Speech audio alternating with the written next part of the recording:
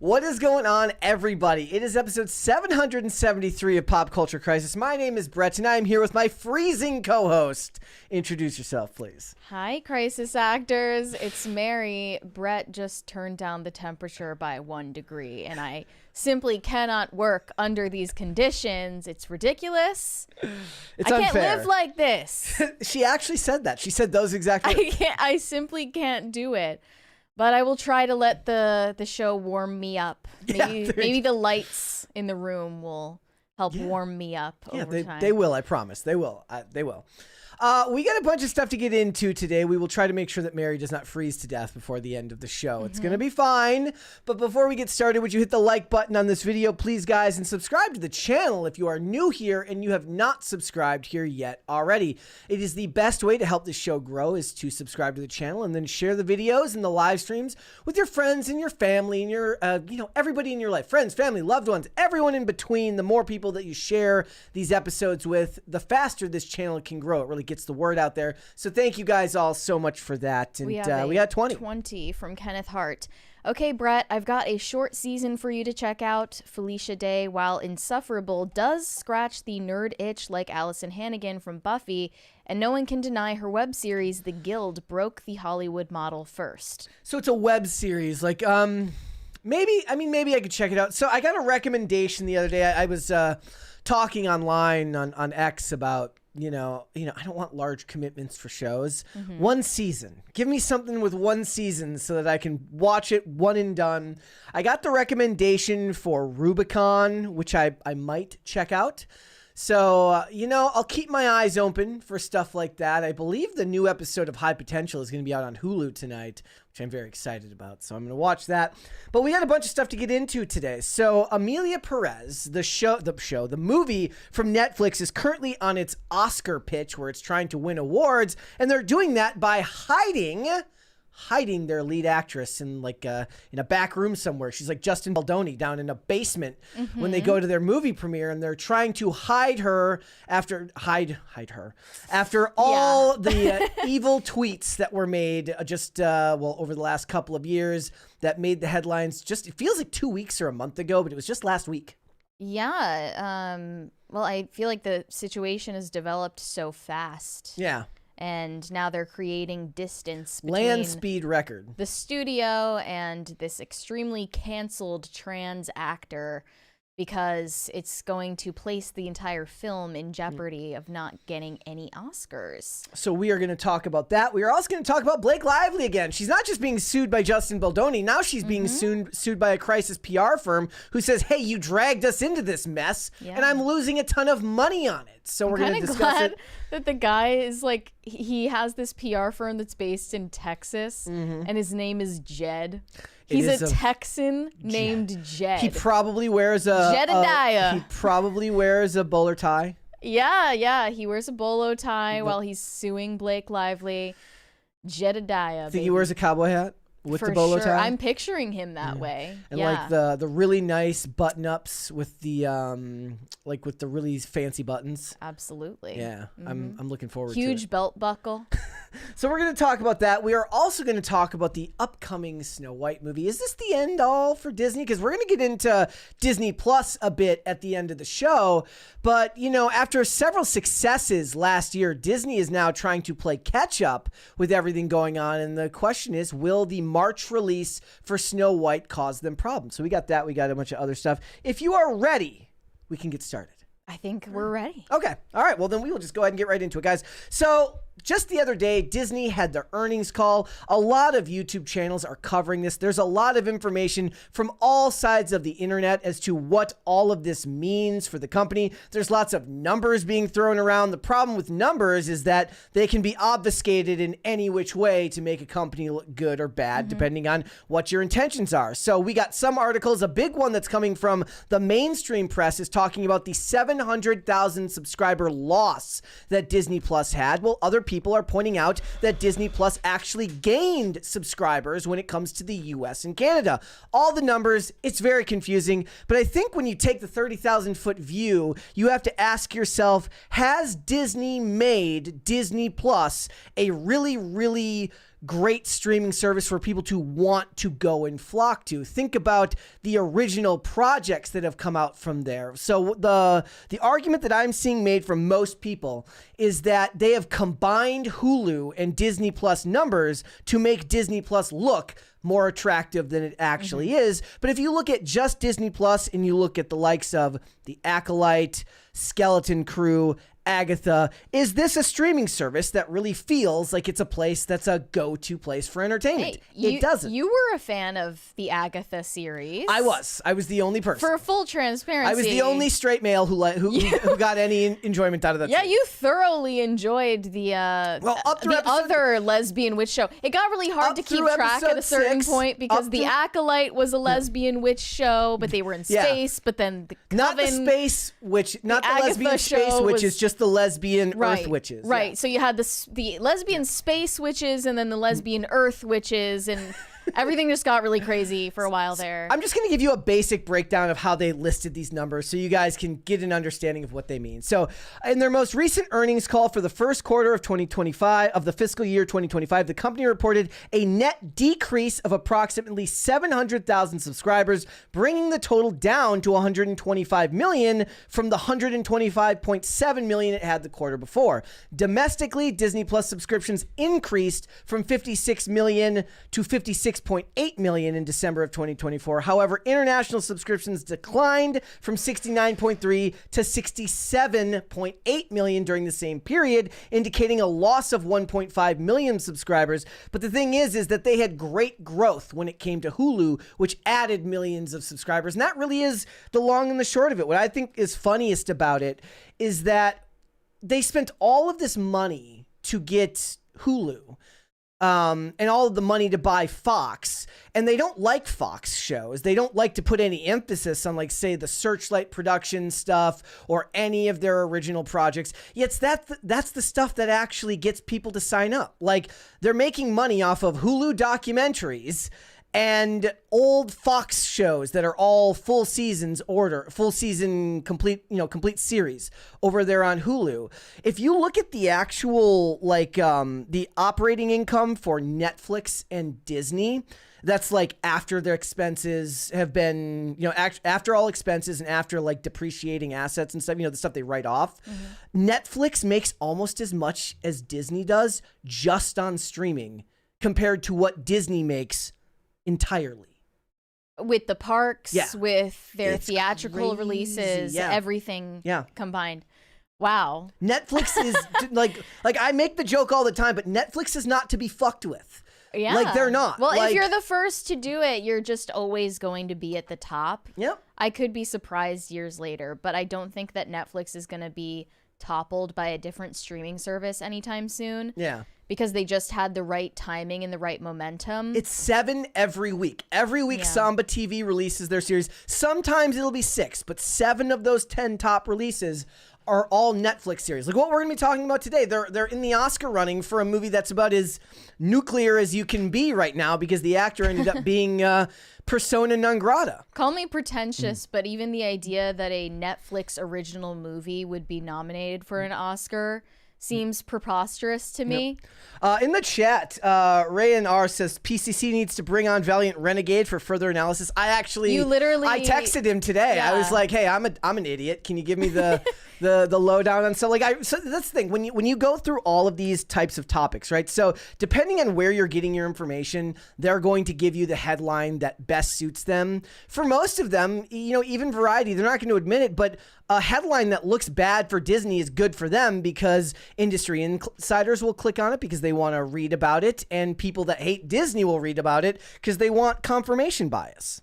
Well, I don't think that Variety was framing it as a negative thing. They mentioned here that they had another profitable quarter. Yes. And you can thank Moana 2 for that. You can thank Deadpool for that. Again, Fox.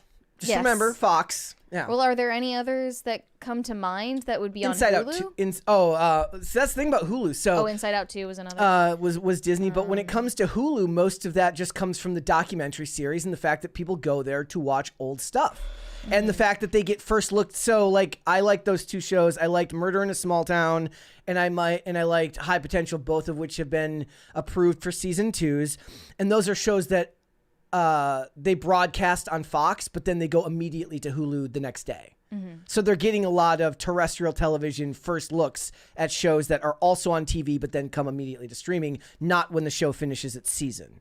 I just remember back in 2019, and it was so lucky that they launched Disney Plus the year before COVID. Like, otherwise, I feel like it would have been it would have just burned to the ground. But they released it in 2019, and I remember everyone was so excited about it because it was the place where you could just watch all of those nostalgic movies that you grew up with. Yeah. And ever since then, every time that they've made an investment for a Disney Plus original show, it's just been either completely irrelevant, like nobody had ever heard of it, like some Pixar limited series that no one cares about. Well, they only did the one. They only did the one. They only like, if it's a higher profile project, it's like The Acolyte, and it causes way more problems for them than it solves. It's been universally garbage. And then when I think about Hulu originals, I'm remembering I really enjoyed The Act, which was a Hulu original. I really enjoyed The Dropout, which was another Hulu original.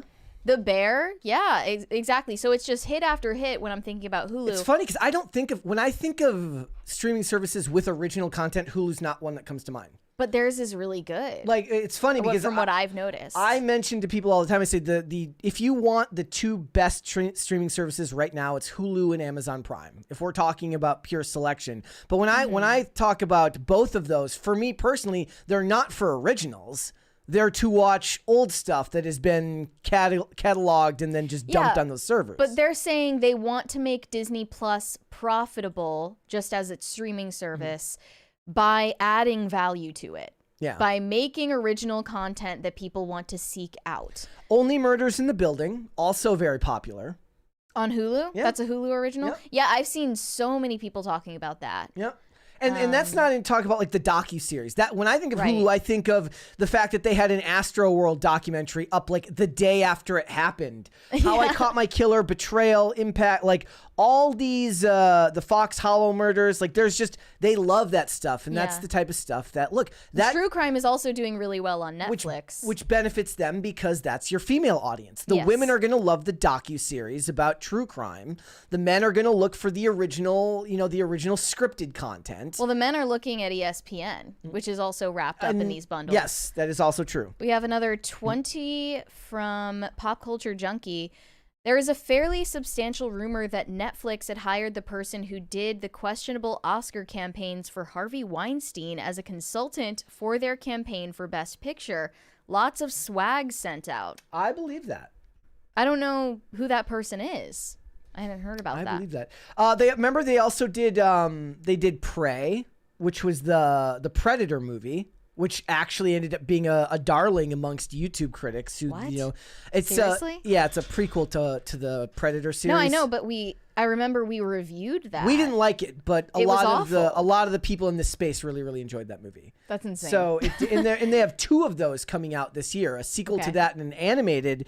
So look, Disney Plus, if I was to guess, it's that Hulu is gold for advertisers, and Disney Plus, look, just imagine you're an advertiser and they're like, hey, you can advertise on The Acolyte and Agatha and all of these series that get a quarter of the numbers. Remember when I did the numbers on a random Netflix show that nobody had ever heard of, and it was like a quarter of a quarter of a quarter of that viewership as far as hours watched, right? Like that. Who are you more likely to go to? Over to Hulu with the likes of The Bear, or Only Murders in the Building, or any of these docuseries. Remember, not everybody has the premium package. Most people these days seem to be shying away from the premium package for these streaming services anyways, in favor of ad-supported, because streaming services are so expensive now. Not to mention these streaming services want to funnel you there anyways because they're cracking down on password sharing. That's the other thing. The reason why Disney was expecting to lose so many subscribers, remember, like, despite the 700,000 subscriber loss,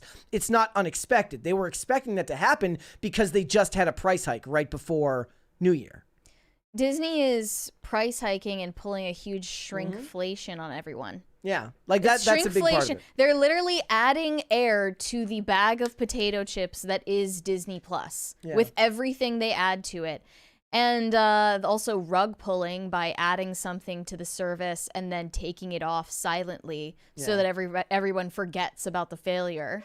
There's a lot of reasons why. Look, I don't think that it's the end of the world for Disney Plus or for Disney. I think that they're going to keep, you know, what do they always say? It's like they funnel money back and forth from one column to the next. It's all one big Ponzi scheme. Okay, it's not a Ponzi scheme. It's all one big mishmash of numbers and conjecture that we'll never actually know the true count of anything. But it is interesting to hear Bob Iger, because it's like his job to be shoved in front of a camera and try to make all of this stuff seem like the best stuff in the world. But next year's slate for movies, look, as far as Marvel goes, I don't have the faith in Marvel that people would probably want to have after the year they had before, given that they only had one Marvel movie and it was $1 billion film. Do I have any faith that Captain America is going to make $1 billion? No. Do I think the Fantastic Four movie could be good? Yeah, I do. The trailer was encouraging to me. Do I think that anybody cares about Thunderbolts? Not really. Fantastic Four, maybe that does good, but I don't know if I believe that Thunderbolts is going to do all that great. I could be completely misreading that situation, but we will have to wait and see. But we put a poll up, ladies and gentlemen, before we're done today. We'll check it out and see what you guys say. But we asked you guys, do you have Disney Plus? If I was able to, I would have asked to specify, did you get it through your phone provider? Which is how most people seem to get it these days. Oh, that's true. So they get it through Verizon or something. We have a 20 from Vodka J Bulls. I got Disney Plus 3 years ago to share my Era's DCOM shows with my special needs sister. Didn't touch the new Era stuff at all. Price kept going up, so I ditched it. Love your show. Put a mouse on. We're never gonna put a mouse on. That would be bad for all the cabling in this room. Yeah, that sounds bad. All right, let us go and move on. Justin Bieber is looking rough, and there are speculations going around that a divorce is on the horizon for him, perhaps that he is backtracking into addiction. He just doesn't look like the same man he used to be. So Mary actually asked me she's like, should we cover this because of this photo? And I said, that is not the Justin Bieber we remember. No, and I said, look, I don't want to do a whole topic based on a dude looking rough in one photo. And I literally typed in, I said that one bad photo of Emma Watson, and Google knew exactly what I meant, which is this one photo. I don't think I ever saw her look like that after that, but anybody can look bad on any given day. But then of course, last night this showed up and I said to Mary, okay, fine. We can talk about it. So you think this one is worse? I mean, zoom in so everyone can see, because it's not really the fact that he's dressed like a hobo. It's the face. He looks like he's been hollowed out. His eyes are gaunt. His face is gaunt. His eyes are hollowed out. There's deep circles. There are a few in my theories. worst times, I probably had a face that looked a lot like this, so I can't discount that. It's looking more and more like Pete Davidson, I'm telling you. He really does. But there are a few theories. It could be Ozempic. It could be divorce on the way. It could be other substance abuse issues. Pablo says 30 hits some dudes like a brick. Or, it could be that Justin Bieber hit the wall. Could also be the fact that he is a first-time father. He could also, and he is sleep deprived, because that is a hallmark of what life is like when you have a new baby. If I were him, I would make a follow-up to Beauty and a Beat that's just Beauty and the Beast in a Beast, hit with him looking like this. And it's just him. Well, there's that photo of him in the yellow hoodie was really, really bad. I told you go to the close-up there. He looks like Chris Cornell. That's what I said.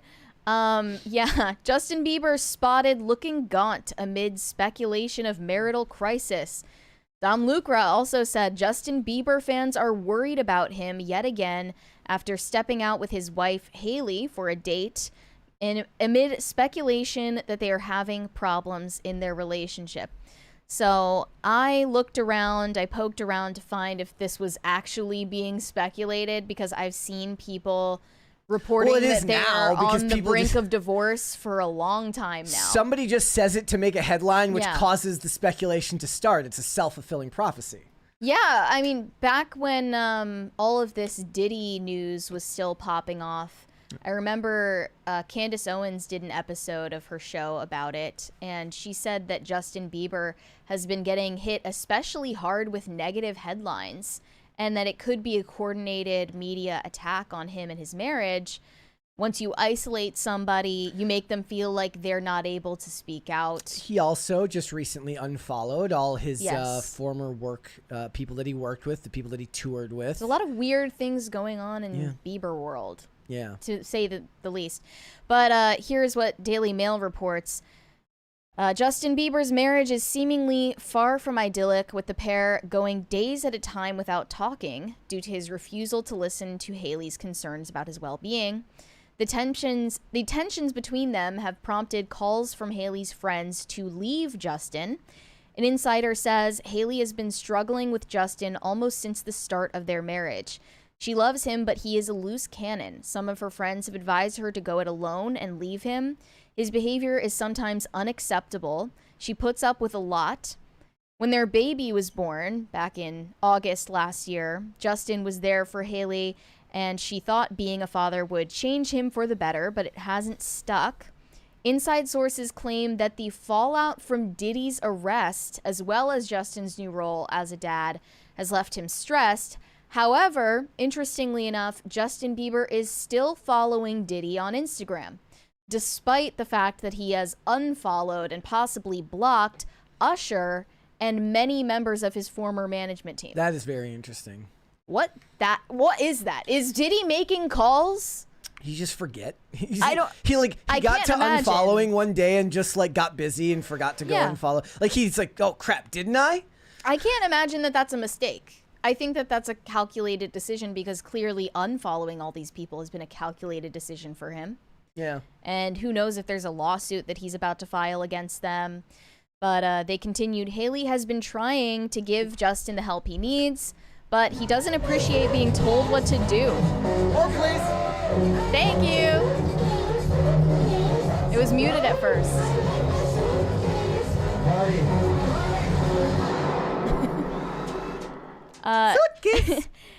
He doesn't appreciate being told what to do. Justin sometimes shuts her down and refuses to talk to her for days. A second source claims that Hailey puts up with his baggage as she is desperate for them to be a complete family unit. Living with Justin is a stressful experience because he often only likes his own way. He can be an unpleasant person to be around, and that's when she lets him do what he wants, as she knows it'll be resolved a few days later. But she's alarmed by Justin's recent behavior, fearing that he may be backsliding into his past struggles with addiction. I suppose when you're as successful as someone like he is, it's very hard to tell them anything.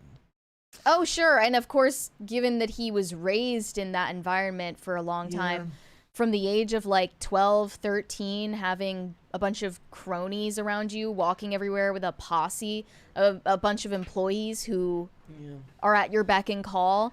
And I'm not even saying he would be conscious of it, but it's just probably the way that he thinks. Yeah. Hailey agreed to be with Justin back in 2015 only under the condition that he stay clean.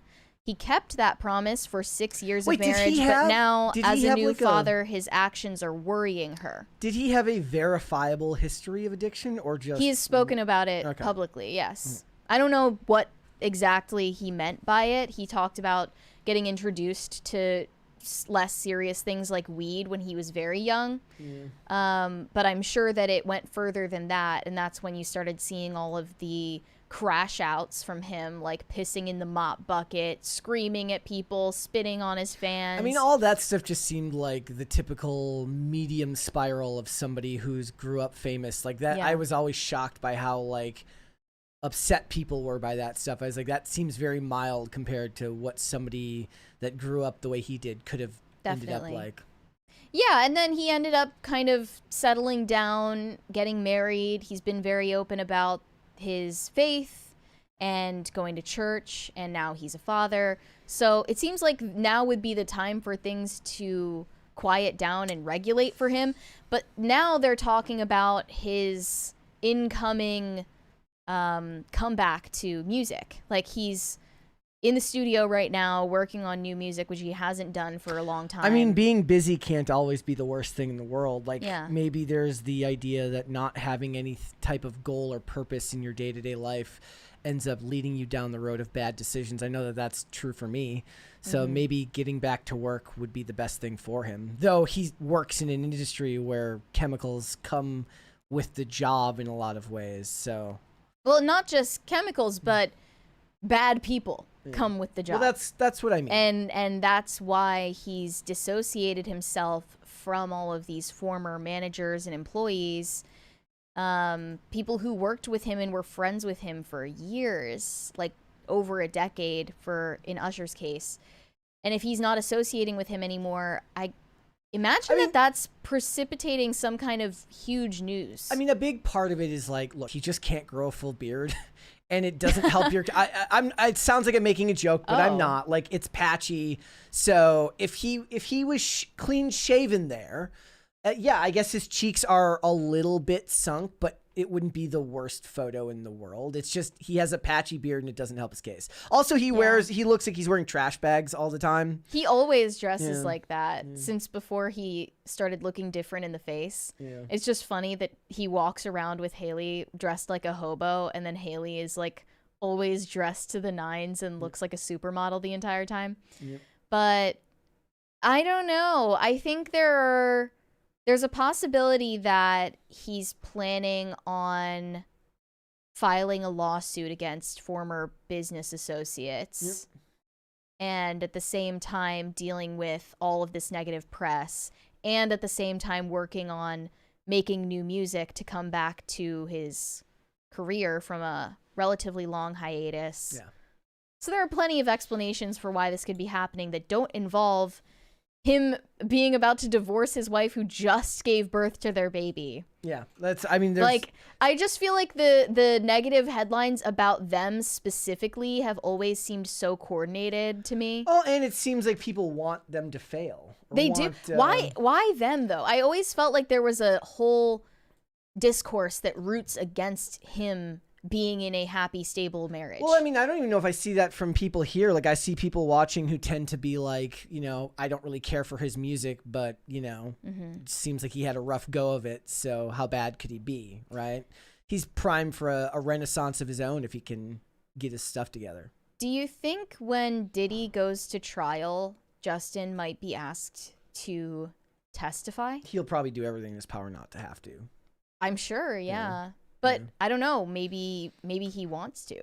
Maybe. I mean, if this was a movie being made, that would be the case, because it would be about... he's cutting ties with Usher, who introduced him to Diddy. If it was a movie, it would be him trying to testify to kind of exorcise the demons of his past and come to some type of understanding about his future, right? It would be about finding some type of peace. But I don't know if the world is that linear or that storybook. Right. So him still following Diddy on Instagram is very weird. That is weird. I didn't even know that until I just checked today. So, but maybe that'll change. We'll wait and see. Again, I didn't even want to do this until we saw that there was the multiple photos, but I think part of it was also that outfit was just absolutely ridiculous. So they always are. We'll wait and see. Meghan Markle, just when you think she hits peak out of touch, just when you think she's as delusional as she can possibly get, she surprises us all. And back when the LA wildfires first broke out, Meghan Markle and her lapdog, Harry, took no delay in jumping on the opportunity to seem like good Samaritans. They were touring the disaster zone, chasing the ambulance, and trying to use it as an opportunity to improve the press around them. It didn't work. They just seemed like out-of-touch elites who wanted a photo op, obviously. But somehow Meghan Markle doubled down and made it even worse. Yeah. She's like, I'm helping! In the most disconnected from reality way you ever could. And it's tricky, right? Because I know there are a lot of people who have Meghan Markle derangement syndrome and are just going to be annoyed and frustrated by anything she does. And she probably feels like she just can't win. Like, she's promoting this cooking show on Netflix, and everyone's mad at it because it seems out of touch, and like, you're making fun of people who can't afford groceries. Like, there are ridiculous things like that. When it comes to an example like this, however, Meghan Markle clearly is showing she is not reflecting. She's not self-reflecting on the way that she comes across. It's not the same way that, like, there's the criticism whenever a celebrity shares a GoFundMe, and then people jump on their backs for not just giving all the money themselves, which is a back and forth where you can at least kind of understand seeing the perspective from both sides. This is not that. Yeah. So Meghan Markle met one of the victims of the LA wildfires who lost everything, lost her home. And this 15-year-old girl told her that she really wanted to salvage a Billie Eilish t-shirt from the dryer in her home. It was turned to ash. There was no way to retrieve it. So Meghan Markle thought the best way to help this girl was text all the celebrity connections that she has so that she can get this girl Billie Eilish signed merch. And that's going to make everything better. Here we go. Just told that something arrived that I have been waiting for. Oh my God. About 2 or 3 weeks ago, when my husband and I were in Altadena, we went to a community where all the homes were left in ashes. This mom had found a couple things, and as I was talking to her, I turned and looked and I saw this young woman, and I said, "Oh my gosh, how old are you?" She's 15. She lives there. And her mom shared something with me and said that when they came back to see their house for the first time, which is as we were meeting them, that all that she'd been looking for in her home was the t-shirt from the Billie Eilish concert that she had just gone to, that she left in the washing machine or the dryer. And of course, they now see their home and the washing machine and the dryer are ash. They're not there anymore. And so I said, "Well, I don't know Billie Eilish, but I'm going to figure out how to get you this shirt." So I thought of everybody that I knew, and I made a voice note, and I was like, "Please, can someone get this voice note to Billie Eilish? Here's what I'm asking." You guys, I don't even know what all of this stuff means, but it's signed for her. Is that a thing? A lunchbox thing? I don't know. This is when I feel really old. Huge thank you, Billie Eilish. This is going to mean so much to her. And honestly, to Adam Levine and Bahati, you guys helped get this over the line. To everyone who's showing up for people in big and small ways to get through what's happened in California, just thank you so much. I'm going to go and email her mom now. So here's the thing. The old school methods of celebrity imagery branding would have been the way to go here. So the problem is that in current year, it is considered that social media and your ability to have access to your audience immediately is the way to go. The best way she could have done this is to do exactly what she did, but leak it to an outlet and have this done through a third party so she doesn't get on camera looking like an absolute buffoon talking about this girl's Billie Eilish merch. What it's supposed to look, and I'm not even asking for sincerity from her here. What I'm asking for is better planning, which is that, oh, she just went and did all this, and we just happened to hear a story about it, and that's why she is such a relatable person now. She didn't want the attention for it. She just wanted to do a nice thing for this kid. It's like an inside secret. I know they're lying. They know that I know they're lying. The outlet knows that they're lying. Everyone knows they're lying, but it's like an unsung deal that everybody has where everybody just says, okay, but it seemed like a nice thing to do, right? Yeah. That's what should have been done here. This was just kind of stupid. Clumsy from a PR perspective. She's literally like, "Hey guys, look at this nice thing I did for one of the poors." Yep. No, Meghan. Yes, in the chat, serial killer says, at least leak it to TMZ first. Right. Like, just, we need better strategy here. No one is asking you to actually be a good person. Just be better at pretending to be a good person, Meghan. Hollywood is not sending their best when it comes to this stuff. And she captioned it on Instagram, "Let's keep supporting those affected by the California wildfires. Thanks to everyone, all of my celebrity friends, who made this possible. But most importantly, thank you to our first responders who are the community's real heroes as ever, Meghan." And then, of course, nobody who doesn't or who she doesn't follow on Instagram is allowed to comment. So she's not even like gonna let you have which an is opinion. even more disconnected from reality. Like, think, use your brain.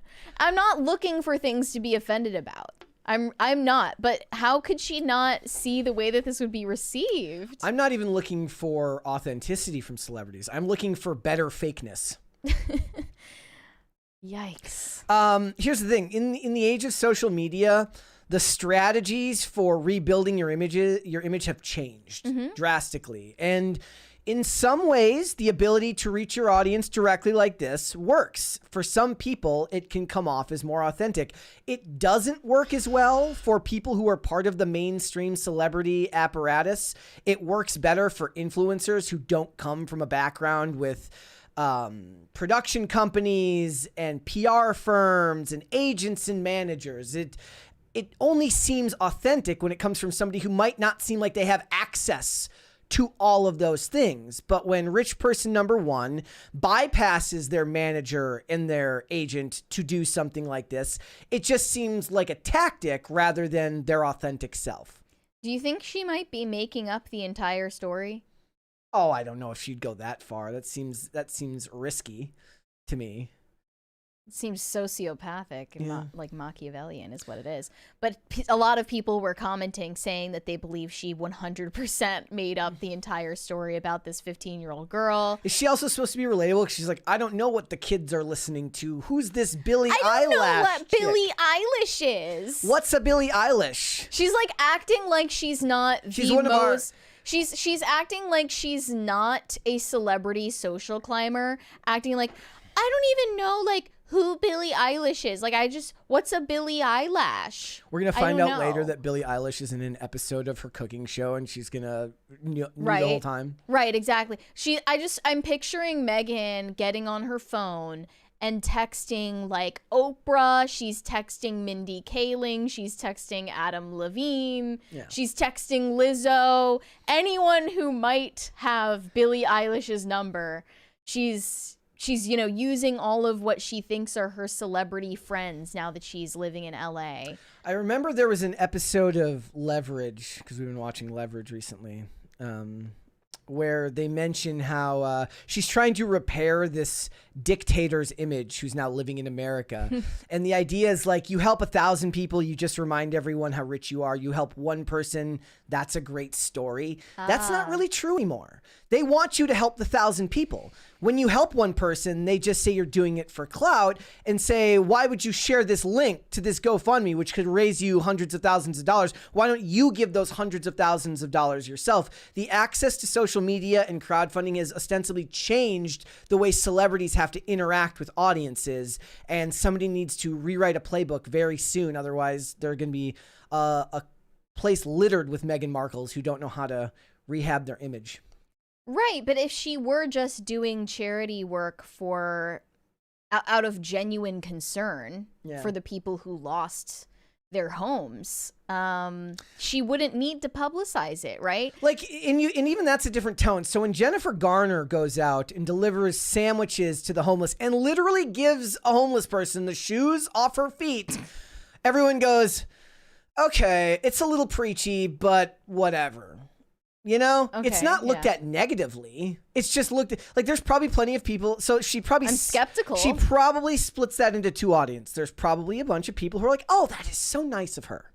Oh my goodness. She's a saint. She gave that homeless person one of her pairs of shoes. But there's also a segment of the population who's like, okay, that's a little bit preachy and annoying, but whatever, maybe. Those are both better outcomes than what you're getting here. Well, the funny thing is, Billie Eilish didn't say anything about it. She did the right thing, or what she thought was the charitable thing, and then didn't say anything about it. Yeah. Adam Levine also, I guess, helped out, but didn't say anything online. If you must leak it to an outlet somehow. You know, everybody, like every story we have to basically accept that somebody is a inside source and make do of that what you will. Right? Right. Leak the inside source, being you, leak it to TMZ that you're helping out this girl and do that. When will she learn Do you think that Billie Eilish looks bad in this? Because I know that No. a lot of the times when these multimillionaires don't donate massive amounts of money to causes, then it's just nothing is good enough, right? I mean, I'll never be upset at a celebrity for not doing enough for like some cause, because every time you do that, you're then just expected to give more and more and more. Someone in the replies pointed out that Billie Eilish did not actually have a concert in Los Angeles before the fires. So this little girl lied just to get. She's like, you know who really wants to get some clout? Meghan Markle. Maybe I can manipulate her into getting me some free Billie Eilish merch. Unless the girl traveled to a different state for the concert. I mean, if she's living in the Palisades, or maybe they're well-to-do and they traveled to it. I am totally willing to believe, not that Meghan Markle made up this story completely, but that she is telling us the truth and actually, genuinely, from the bottom of her heart, has no idea how out of touch it sounds. Yeah. She's just that clueless. You know what? That's what happens when you become royalty and you're disconnected from us, the peons. Yeah, but she's supposed to give that up. Be a normal person now. Be a normal mogul. Maybe one day she'll just start batting 1,000 with these stories, and she'll start doing it just right and repair her image. But I still think that my initial analysis is correct. If she wants to repair her image, she's going to need to allow herself to become the butt of the joke for at least a year. She's going to allow people to dunk on her and accept that she's a bit disconnected from reality. And then she can go into Gwyneth Paltrow territory one day and just accept that she is not with the cool kids. She is not hip. She is not a normal person. It's okay to not be a normal person. Do you agree that some people have Meghan Markle derangement syndrome? Yes. Yeah, I do. But no, what she needs to do... I've noticed that even if she did something that was completely benign and not objectionable, people would still find a way to get pissed off about it. What she needs to do, she needs to call Trey Parker and Matt Stone, and she needs to say, you guys need to make another special about me, and I will voice my character. Yeah. And allow herself to make fun of herself. That would be incredible. And then go on SNL and be the butt of the joke. Allow them to make fun of her and laugh at yourself. If you can do that, you will win more goodwill than you could ever win from all of the fake Billie Eilish stories in the world. Meghan Markle, if you're watching, listen to Brett's advice. Seriously. He knows better. I'm here to help. Yes. All right. What would you like to see? Cringe or cute of the day? Let's see cringe first. Cringe first. All right. We will start with cringe. Here we go, guys. If you are listening to the show right now, it is a woman looking out of what looks like a penthouse bedroom window, and it says, "Day in the life of a selfish woman." Mm-hmm. She's got no kids, right? You ready? Yep. Here we go. Day in the life of a selfish woman. I'm 32 years old with no desire to get married or have children, and people often ask me if I met the right person, would I change my mind? The answer is no, I won't. Not wanting to be a mother has less to do with finding the right person than it does living a life free from avoidable stress. Although the thought of trying to co-parent with a man where I have to shoulder the majority of the emotional and physical labor sounds like... Okay, she said emotional labor, so this has already been discounted. A nightmare. No one is immune to life's challenges, but at 32, I finally feel like I'm at a place where I can do what I want, when I want, without answering to anyone, and it feels fucking awesome. Having a child would completely change that, and for what? Being a mother is really hard, and I don't want to work hard. The idea of hard work has been glamorized by the institutions and people, mainly men. See, I was with her up until the institutions and it's all men's fault, right? Like, if you don't want to work hard, I'm cool with that. But don't blame everybody else. Just be like, this is who I am. Yeah. That benefit from a woman's labor the most. So well, you can blame the government for that. They wanted to double the tax, the taxes coming in. That's why, International Women's Day and getting you ladies out of the kitchen and into the kitchen in the break room. Gladly take the easy way out if it means I don't have to stress about raising a child in a broken system that only rewards the smallest subset of the population if they fit neatly into a mold. And she the place she's living looks so expensive. Did it not? I guess, that has a nice view. Yeah. Even then, what's really the reward? Job. Most people don't have the privilege of self-actualization because they're forced to live paycheck to paycheck, grinding away at unfulfilling jobs for just a few weeks of freedom a year. if they're lucky. If I ever do choose to partner again, that person will share the sentiment that being a selfish woman isn't a flaw. It's a conscious rejection of the societal expectation that women must sacrifice themselves for others to be worthy or valuable, and being selfish is a wonderful thing a woman can be. Day in the life. Okay. Fantastic. If you refer to Ma'am, the act of like ma'am, getting in a relationship this with is a someone Wendy's as drive-through. Partnering. Yeah. If I choose to partner. If that's New York, that's a very expensive. Yeah, somebody in the chat, Soup Can says, if that's NYC, that's at least $5,000 a month. I'd say you're underselling it at that view. Looks like it. Wherever that is, you know, ma'am, this is a Wendy's drive-through. Grow up. Grow up. All right, cue to the day. Aw. Ten Zappa says F4 Fantastic Forecast looks okay except for Pedro Pad Squalor. I like that it seems that they are doing the older 60s run, which is promising. Soup Man, I have no great expectations for. Just hope it's I'm assuming you mean Superman. I have no great expectations for. Just hope it's not another origin story. Ludwig would make a better Crypto, don't you agree? Ludwig is very cute. I feel like cute of the day is turning into a new way to super chat. Yeah. So there was a post last night that was like, it was like fantastic because everyone started arguing when the Fantastic Four trailer came out. They're like, people were going to use it as a way to dunk on the Superman movie because a lot of people really liked the Fantastic Four trailer. I did too. But it was like, what are you looking forward to more, Fantastic Four or Superman? I just want both teams to have fun. That's what I want. I just want everyone to get along. I just want everybody to get along. All right, let's get started.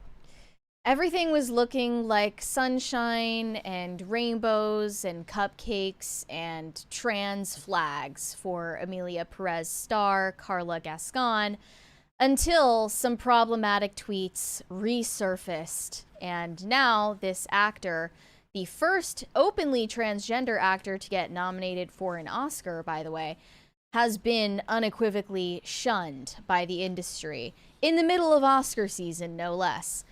Netflix is now distancing itself from Karla Gascon in an effort to salvage the film's Oscar prospects.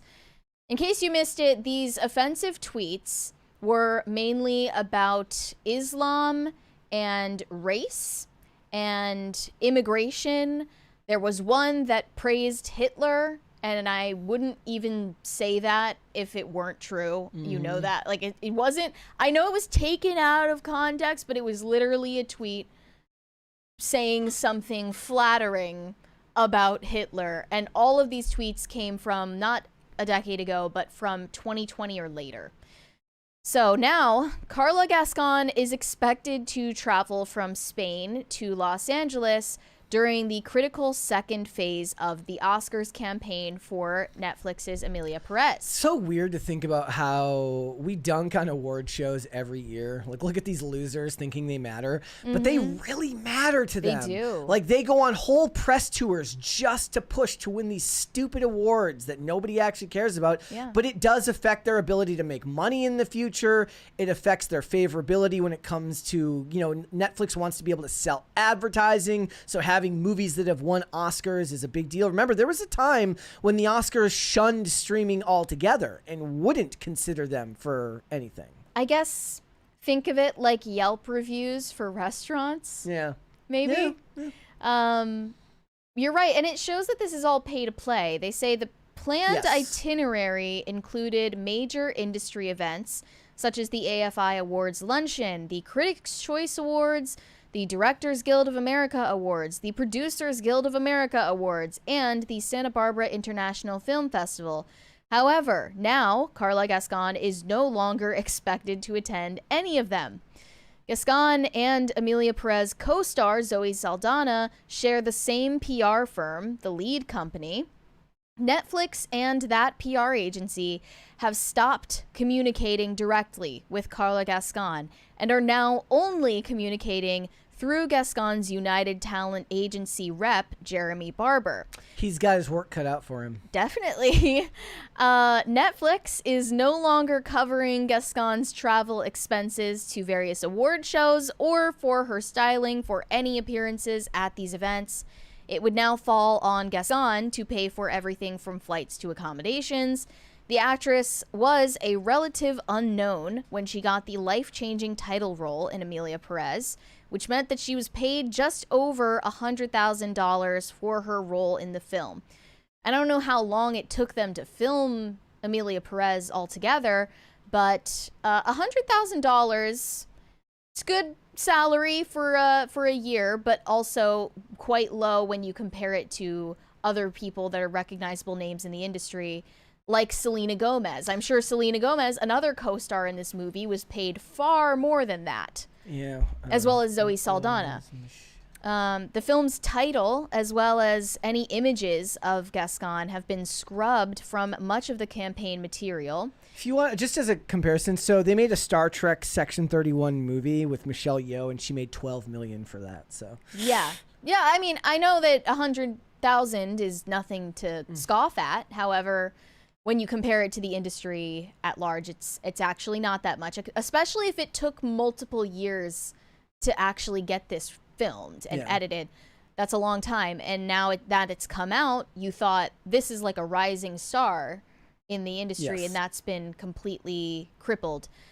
So now the marketing prominently features Zoe Saldana and co-stars Selena Gomez, Adriana Paz, neither of whom were nominated. I mean, Zoe Saldana is a big name. Selena Gomez is a big name, even if not nominated for it. What's interesting, I also think, is that one of the things about Netflix is they do like to work with the same people on a regular basis. That does happen. Zoe Saldana, one of them? She was that her in the Adam Project? I can't remember. But the point being that they'll come back to work with them more than one time. This eliminates this actor who they really, really would have loved to bring back because it's a beneficial identity group to promote.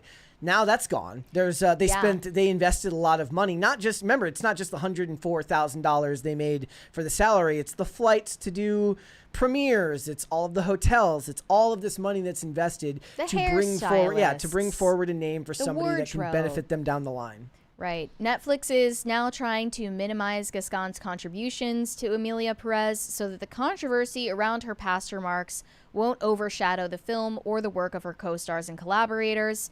And now the film's official For Your Consideration page features a prominent photo of Zoe Saldana, but 0 images of Karla Gascon.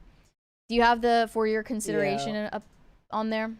All right. Hold on. I want to show it because it's just so funny that you took the protagonist of the movie out of all the materials and barely mention that this person exists. So there you can see it. One awards consultant told Variety, "It's hard to imagine a campaign focus that excludes the titular character while still aiming to bring home the gold." They are still nominated for 13 Oscars for this movie. I can't make a comparison to award shows, but Netflix has been through this before. If you guys remember, when House of Cards came out, it was nothing but Kevin Spacey on the front of all of their advertising because at that time, getting a star the size of Kevin Spacey to do a streaming show was actually a big deal. But when Kevin Spacey was then canceled because of all of the allegations, suddenly Robin Wright was on the cover of every single thing because they still did another season without Kevin Spacey. But that doesn't matter because whether it's the show's main header thumbnail or the advertising on the Netflix website, all of that has to promote the show in some way. And they had to move away from Kevin Spacey, despite the fact that he was the star. I believe it was 6 seasons in total, but he was the star of the first 5. And then Robin Wright was the one in charge for the last season. But they had to get away from it. They suddenly couldn't put his pictures on any of the advertising. I don't know if it's still that way because I haven't had Netflix in a while, but as long as I can remember, I was like, they don't really use his picture to advertise anymore. They'd use random monuments in DC or Robin Wright. Well, the Kevin Spacey allegations kind of faded over time and lost the collective consciousness, but this one is still fresh. And you would have thought that the trans identity would be a perfect parachute for this fall. Yeah, but you would. It's not happening. In an Instagram post, Karla Gascon addressed the situation again. You gotta stop addressing the situation. Do you think it's possible that if this had happened 2 years ago, we'd be looking at a very different story? Yes. You think the tweets wouldn't have mattered as much 2 years ago? Well, I mean, now that I think about it, I'm not sure because I think the trans identity would have been a better armor back then. However, tweets about George Floyd in 2022, whatever it may be, that's a far more sensitive subject. So I'm not actually sure about that. Yeah. But in a follow-up Instagram post after the official apology, Karla Gascon said, "They want to subject me to cancel culture. I ask the Hollywood experts, the journalists who know me and have followed my career, how can I move forward? You can't move forward. This is the industry you chose to work in. You knew what you were getting into, right? Yeah. And you also, ironically, wanted to benefit from a system that you disagreed with in principle. You're a hypocrite." Now, there are a few weeks left before Oscar voting ends, and they interviewed some anonymous Oscar voters, members of the Academy, for this piece. I'm picturing they're all in silhouette with voice changers. Oh, yeah. Yeah. Whoa, whoa, whoa, whoa, whoa. Anonymous Oscar voters say that despite Gascon's apologies and pleas, they're moving on from her and the film that put her on their radar. One said, "Damn, I almost felt sorry for her at first, but now I'm like, F that." Another predicted that there would be repercussions for the film and expressed sympathy for Zoe Saldana. "I think it's going to have a huge effect. It left a bad taste in people's mouths. People are allowed to have their opinions, but I don't want to live in a world where a racist and a bigot is highlighted and rewarded. I was going to vote for her because I really did think she was extraordinary. But how could I now? I hope it doesn't affect Zoe Saldana. It really shouldn't. I don't think people are that stupid." So this Oscar voter is outright admitting that their vote has nothing to do with merit and everything to do with politics. The art doesn't matter. That's why I said all award shows should just stop being about the art. The art should get them to the award show, and after that, skills competitions, beer pong. Have them play beer pong tournaments to win awards. I would be okay with that. Wet t-shirt. Yeah, that's perfect. And you said that they're now calling Karla Sofia Gascon the Donald Trump of the award season. New headline: Karla Sofia Gascon's off the rails reaction to Twitter controversy has made her the Donald Trump of Oscar season. So she's trying to invade Gaza too. I don't know what's going on. A viewer in a generous frame of mind can see in the mere fact of Amelia Perez's transition and the project she puts her cartel-obtained resources toward afterwards, on top of Gascon's presence as a path-breaking trans Oscar nominee, as a rebuke to the politics of prejudice emanating from President Donald Trump. Yeah.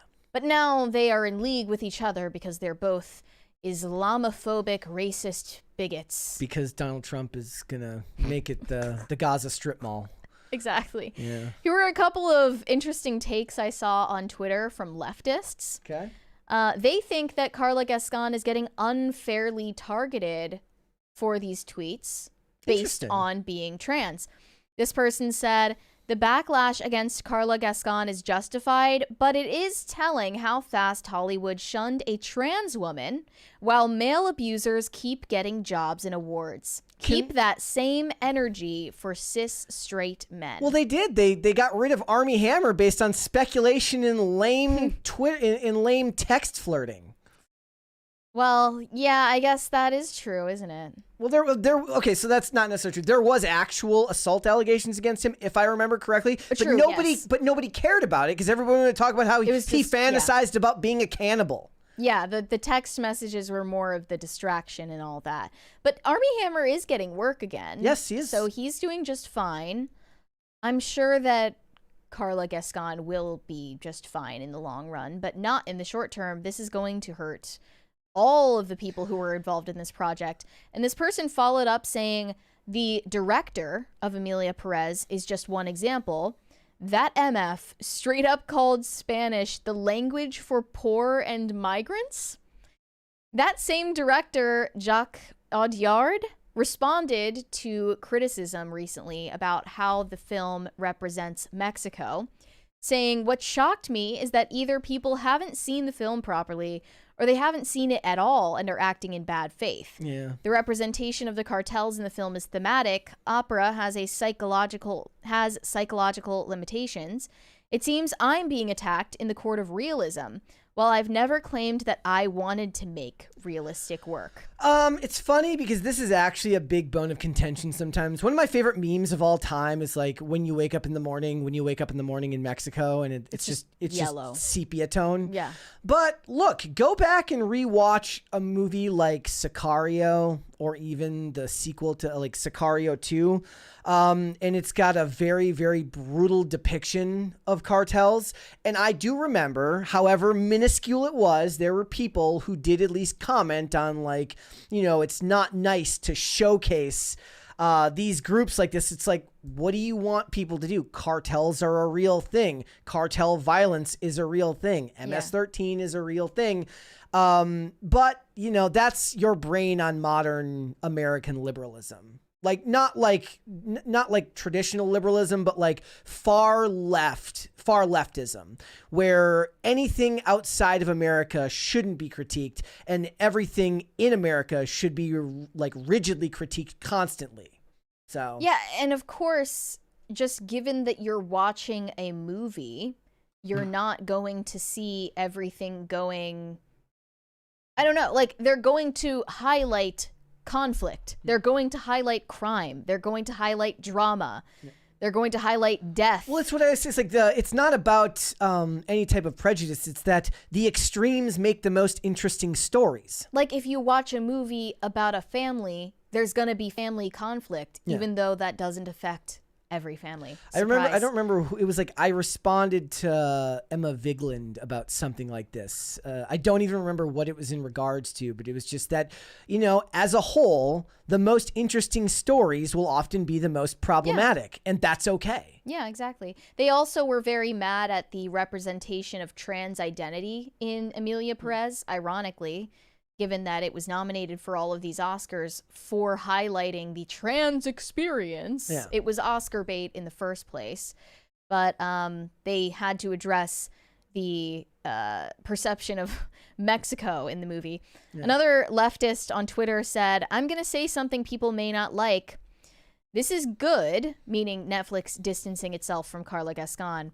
"But can we have this same energy for everyone in the industry? It's very interesting to see how quickly Karla got punished in comparison to white male counterparts who do the same thing publicly and regularly. The director is right there saying some really weird things, but that's okay, I guess." Is the director a white guy? Jacques Audiard. He sounds French, so probably. Give examples otherwise, and then you can work your magic to try and cancel them too, I guess. But it's honestly, that response sounds so repetitive and redundant that maybe Karla Gascon is funding an opposing social media campaign to throw the director under the bus. Just take everybody down with them. Yeah, right? If I can't win the Oscar, nobody can. Let's read some super chats. Shane H. Wilder said, "Happy Wednesday, Brett and Mary. Has anyone else ever been so busy that they forgot to eat on multiple days? It's not even fasting, just forgetting." No, I don't think so. I've been so busy that I couldn't eat because I wasn't around food. Yeah. You gave me a cookie earlier. I did. Olivia made cookies. Thank you for the cookies. Was it good? Olivia? Yeah, it was really good. Yeah. No, I have not forgotten to eat. I have just fasted. But I hope that you get some food and you don't die, Shane.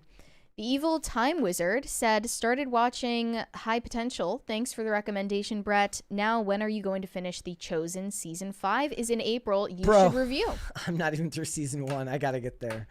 You dropped off somewhere. One of the hardest parts is like when you start something new, if you don't stay the course the whole way through, it's very hard to watch 5 episodes of something and then come back. So when I rewatch shows, if I'm rewatching a show and I make it through season 1, episode 7, and for some reason I just can't keep getting past that, I just skip to episode 8 and then pick back up. But I've already seen the whole thing before, so it doesn't matter. I can't employ that same tactic when it's something I haven't seen the whole show of. I almost thought that's what you meant. No. Well, I feel that way about books because if I'm, a handful of chapters into a book, and then I drop off of it for a couple weeks. I come back and Do you remember anything from...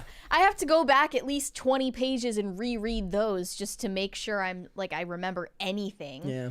Oh, I have a book I've been reading for so long just now. sitting there. I've restarted over and over again. It's infuriating. All right, let's do 2 more. Shane H. Wilder said the fancy buttons are called pearl snaps, Brett. Thank you. That is what I was thinking. Source, me, a Texan who owns a cowboy hat, bolo tie, my late grandfather's, and a pearl snap shirt. That's very Texan of you. They have spurs on their boots. Yes. You know? There's a snake in my boots. Just do one more. Suringo Productions said, coming soon to Woo Woo with ads.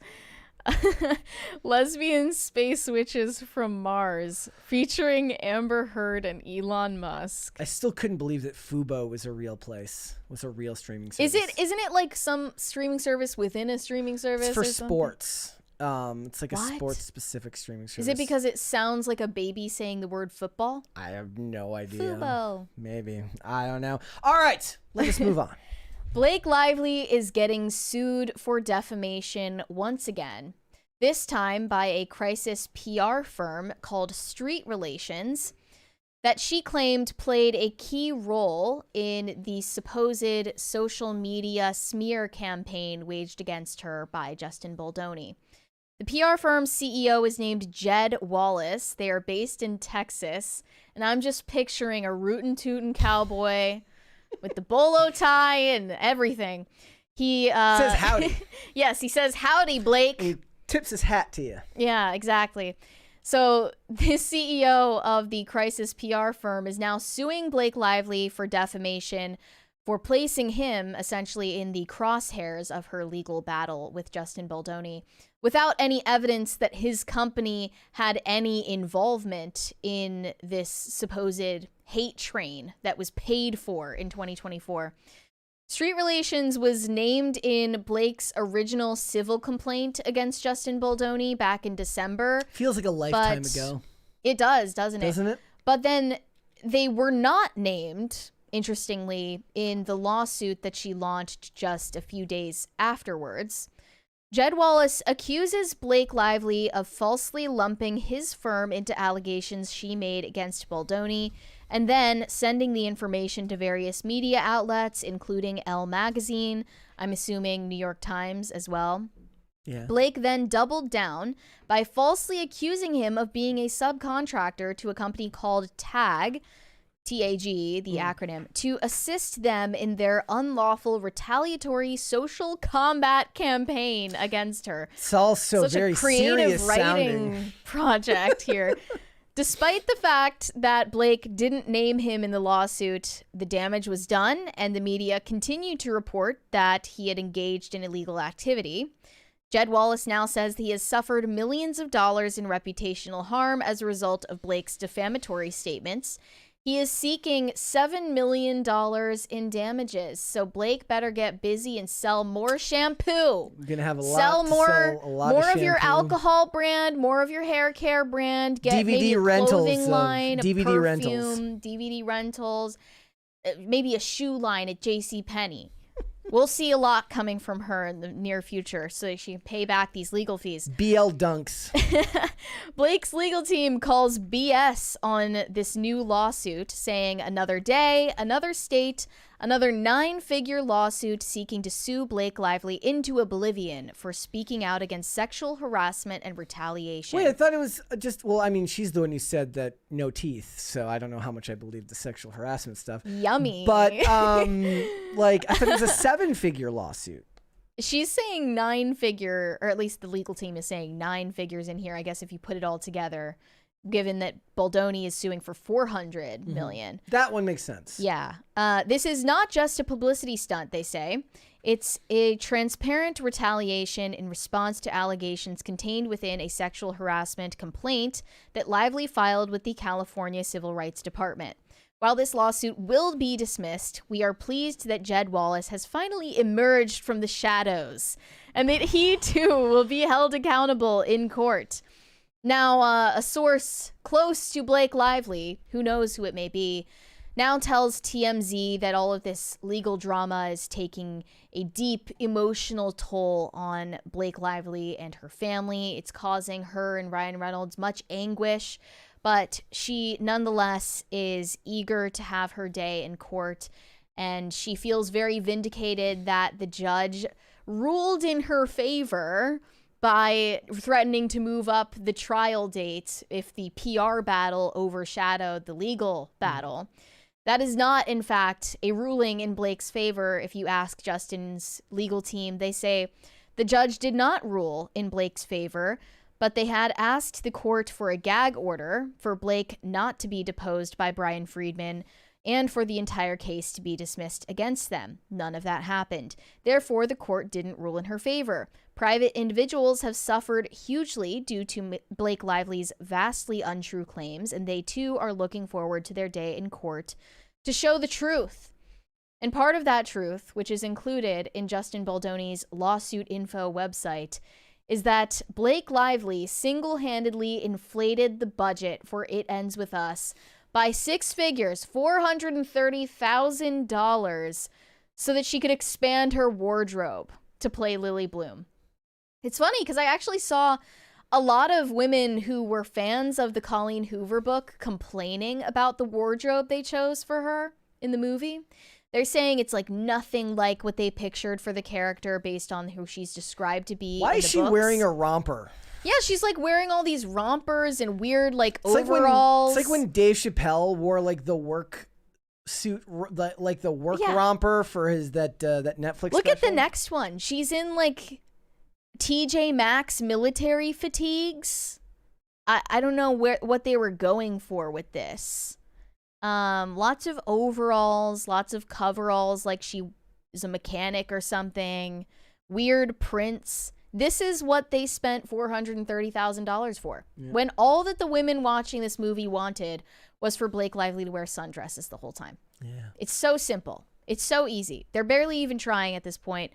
But yeah, they noted in the lawsuit, loading the wardrobe department on trucks and delivering the contents to Blake Lively's home in the middle of congested Manhattan for fittings cost time and money. I bet. Always in short supply on any major film. Requests of this nature are typically made during contract negotiations. Since Blake Lively made no such request at the time, this added expense was not included in the budget.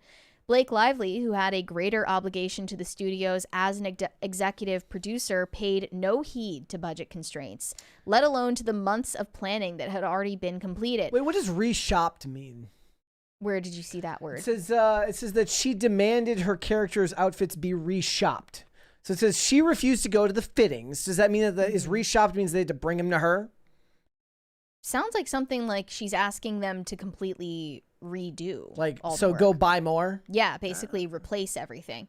Because what they had in mind likely was what was described in the book, just a bunch of sundresses. She's a florist. Her name is Lily Bloom. Like, we get the picture.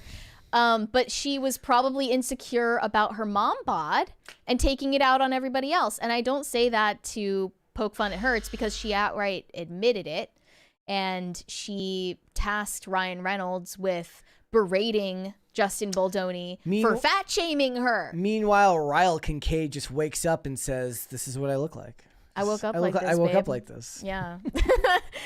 I still think it's the stupidest name. Ryle Kincaid. It's the most like, grocery store novel name I've ever heard. You're riling me up, Kincaid.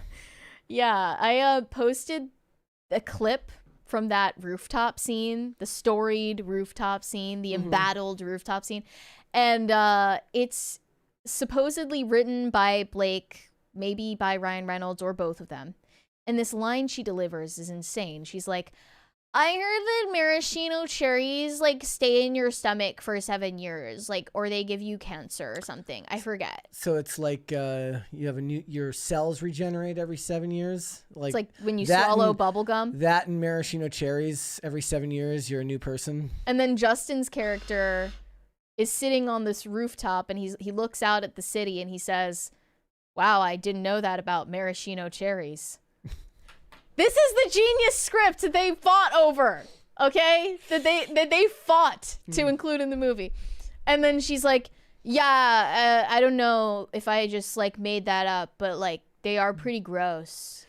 And he's like, yeah, they're pretty gross. All of this is going to end up ruining his chance to make the Pac-Man movie too. For nothing. And, Blake Lively says she is looking forward to her day in court. I am looking forward to it just as much, if not more. If that ever even happens, they're probably going to settle before that, but I'm really hoping for the most entertaining outcome. I don't know if it benefits her to go to trial. It really doesn't. No, none of this from the very beginning has benefited her at all. She should have just let it go. Let people hate you and then forget that they hated you a month later. It happens all the time. All right. Bender McSimpson said, Brett, Buffy died and came back to life, so there's already 2 Slayers in that universe, and I'm pretty sure the Slayer has to be female. Does the Slayer have to be female? Yes, I was kidding when I said that. I said, but if you're not bringing Joss Whedon... What if the Slayer identifies as female? You're not bringing... Maybe it'll be a trans woman. I don't count that out as a possibility. Yeah, very possible. But maybe now that the vibe shift is happening, we won't get that. What if Joss Whedon will be brought in like under the table to do rewrites and stuff? I wouldn't put it past Hollywood to work with him on uncredited rewrites for stuff. I mean, if the worst thing he did was yell at people and be mean and kind of crazy. I don't remember what all of the accusations... Is it really that bad? I don't remember what all the accusations were, but... there was never a sexual allegation, though. I don't remember. Yes, Sarah Michelle Gellar is coming back. She's just going to be coming back in a recurring role, not as the main character. Bummer. She might be in just the first episode. No, I mean, if it's recurring, she'll come back every couple of episodes. So they actually did this in the Limitless series where they, they're like, we can't afford Bradley Cooper. Bradley Cooper costs a fortune, so we can only bring him back for like you could tell there was like, we've got 10 minutes to film this scene. Like we've got Bradley Cooper for 10 minutes. Yeah. Let's get this done. And they did a great job of like incorporating him in like the first episode, and then he's like in like the last episode and maybe like the last couple episodes. But by the time you got to the end there, I didn't even want him to go back to the Eddie Mora character because I was enjoying the series that they had built around the new character, the what's his name, Dorman's character. So I didn't need them to go back to it. Like I loved the way that they solved the withdrawal symptoms and everything like that. I was like, don't go back to Bradley Cooper. This was in 2016, so network TV is not a place where actors of Bradley Cooper's caliber were going. Well, that's going to be what it feels like to watch Ballerina from the John Wick universe. Yeah, but that's a movie. Because they had to give John Wick a cameo. I don't even care. I just want to see a bunch of violence in that movie. I don't really care about... Like, I'm not going to that movie to look for the story. I don't like watching scenes of women fighting. And like women fighting men. It'll be funny to watch. Regardless of whether it's realistic. They do attempt to address that in the trailer, that she's not going to ever be as big as the men. But I don't want to, it's like, I don't even want to watch women fighting other women. It just seems grotesque to me. I mean, if they wanted it to be real, in every scene a guy would like reach back to punch her and she'd just draw and shoot him. Cool, fine, sure. I mean, they can't do that because like her reaction time. I mean, you can Hollywood it up. You can make her reaction time superhuman.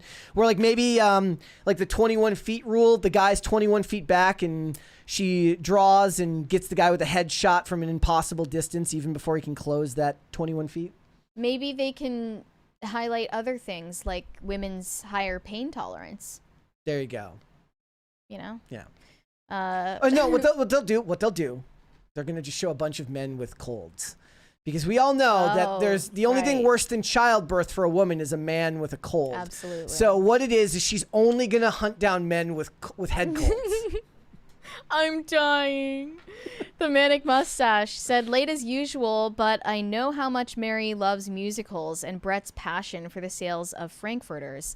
Anne Frank's Diary is getting a show called Slam Frank. Please support the arts and stay toxic. Okay. I have no idea what that means, but it sounds fake. Brian Bledsoe said had Disney Plus since the launch, but haven't watched it in over a year and only keep it for the bundle with Hulu, ESPN, but probably switching it to get Max. Yeah, Hulu. I mean, look, I think Hulu's a better investment than Max personally, but that's just me. You don't want to watch The Last of Us Season 1 on repeat for 2 years? What was the last thing? I think the last 2 things I watched on Max, other than The Penguin, were the Hitman movies, like Hitman Agent 47, and what else? I think I watched Terminator Salvation, and those were the last things I watched on there. They have Bugs Bunny. Yeah. They have that. Yeah. Shane H. Wilder said, just looked up a list of all stream services. Here is a list of the oddest service names. Mubi, Stan. Oh, I've never even heard of that. Mubi will always Fubo. Mubi will always be was the one where Mary's like, this can't be real. That's the one that broke me. Yeah. Yeah. Fubo, Hey You, Gaga Ulala. There's no way that's real. Seriously? I feel like we're being set up for something. Krorky and Viki DaVinci. There's going to be a new streaming service called DaVinci? The DaVinci twins. Yeah, exactly. All right. They're going to found it. Let's do one more. Guys, we're getting like halfway to a second crisis party. Let's go. No Control said, leave Justin alone. Do we mean Bieber or Baldoni? They or were talking both? about Bieber. Okay. We're leaving him alone. We're done. We're done. All right, let's move on. The countdown to the release of Snow White for Disney might spell disaster for the company. And it's already been delayed by a year. And here we are. I didn't even think we would make it. There were rumors that the movie would get trashed entirely and scrapped. There were rumors that Rachel Zegler got fired. But it turns out it is coming out as planned on March 21st, 2025. And here's their newest way to distract audiences from how bad that trailer was and how annoying Rachel Zegler is. They released the AMC popcorn bucket. Isn't it gorgeous? Look at that. It's Wait, does the how do I even describe does the popcorn this? go in there? Where does the popcorn even go? I don't know. You get like 5 pieces of popcorn in this whole thing. Is that the lid then? I guess that's the lid. So it looks like what even is that called? Like a little car that you would put in a mine shaft? So there's different lid covers of different colors. They're literally using sparkly, shiny toys to distract distract you from how bad this is going to be. And I was particularly offended by this choice because She really was. No, it really caused me some righteous indignation because why the F isn't the popcorn bucket an apple? Why? A big apple that opens with the stem. An apple! It's Snow White. The movie is Snow White. And the stem pulls it open. Apple. You open it. It's a popcorn bucket. It holds popcorn. It's an apple. It's like they're not even trying. But this takes far more thought and effort and manufacturing costs. Actually, what if they had... They're putting all the thought into the wrong things. What if all of the dwarf heads were buckets and you could get even that 7 different ones Yes, and just you even decapitate it to get to the a popcorn? collector's edition? Fine. Like make it the dwarfs, the magical friends, whatever. Do that. Anything but this. What is this? It genuinely makes me mad. Am I out of line for this? I like the idea that like somebody who's making it just really hates Rachel Zegler and they're like, somebody's like, let's make an apple. They're like, you know what? Let's not. Right? Like we have to be a little more original than that. Yep. So they're using merchandise to offset the inevitable flop of this movie. By the way, if you're wondering, it is currently sitting at 1.1 million dislikes on YouTube. The trailer, yes, and 42,000 upvotes to 1.1 million downvotes. Okay, do you think that this is gonna attract hate watchers? Because I know I will be one of them. No. I will be one of the hate watchers. I don't look. Hate watching is so. There's a Blake Lively movie coming out next in the spring. Oh, A Simple Favor, on right? Hulu, right? Hate watching on a streaming service? Yes. Yes. Hate watching when movie tickets cost literally like your leg and your firstborn? No. Especially with kids. Not gonna like people who are going to see this will be tricked into seeing it, or they just don't pay attention to any of this stuff. I don't buy that people are gonna go hate watch for the price it costs to go to the theaters. Do you think they're going to go subscribe to Disney Plus Afterwards? Is this going to drive subscriptions? I don't know. Maybe. No. I don't think so. Like people just don't even care enough to hate watch this on streaming at home. I don't think so. Like that's the kind of flop. I mean, we're I think talking it could do fine numbers with the 125 million subscribers they have, I guess. I don't know. But it doesn't matter how many popcorn buckets you make. It's not going to cushion the blow. Nope. This could end up being a huge bomb for them. Yeah, and there's far too much, kind of in the same way where we're talking about Captain America Brave New World. Far too much money has been invested in both of these films. They're ostensibly what they call Frankenfilms that have been made, remade, and then re-edited to be something completely different than it was before. Of course, maybe Trump just put an end to the Zegler and Gal Gadot feud by trying to create the Gaza Strip Mall. So now they can't fight about it anymore because it'll belong to America. The uncanny valley effect with the dwarves is going to really throw me off. Mm-hmm. I much rather would have watched performances from real human beings who have dwarfism. But we can't have nice things like that because people like Peter Dinklage want to, no pun intended, step up on the soapbox and yell at everyone. Yeah. Look, I don't think there will be a lot of hate watching. What I would like to see is like everyone. So remember when Barbie came out? Now there's been this collective reevaluation of the Barbie movie, that it wasn't as bad as they imagined it to be. Plenty of people ended up kind of changing their minds about it. I'm actually kind of interested. Granted, I don't have HBO Max, so I can't go and rewatch it. I kind of want to go rewatch it and see if I think differently about it. Because all I remember from when we watched Barbie was that I thought the first half was fun and the second half was awful. And if maybe I would look at it with different eyes this time around. I don't think this movie is destined for such a reevaluation down the line. I don't know. I think that I'm going to have some really philosophical objections to the restructuring of the story. Yeah. And most people don't pick up on things like that. They just know that something is off. Yeah. And they're not going to recommend it, so it's not going to have the word of mouth that it needs to stay afloat. The best thing about this movie is it's made way for great memeage. So I found this song that I subjected Olivia to last night, and I want everybody to listen to it. Because this parody song now has more likes on YouTube than the actual trailer for the movie. 54,000 upvotes on this song. Did you listen to it?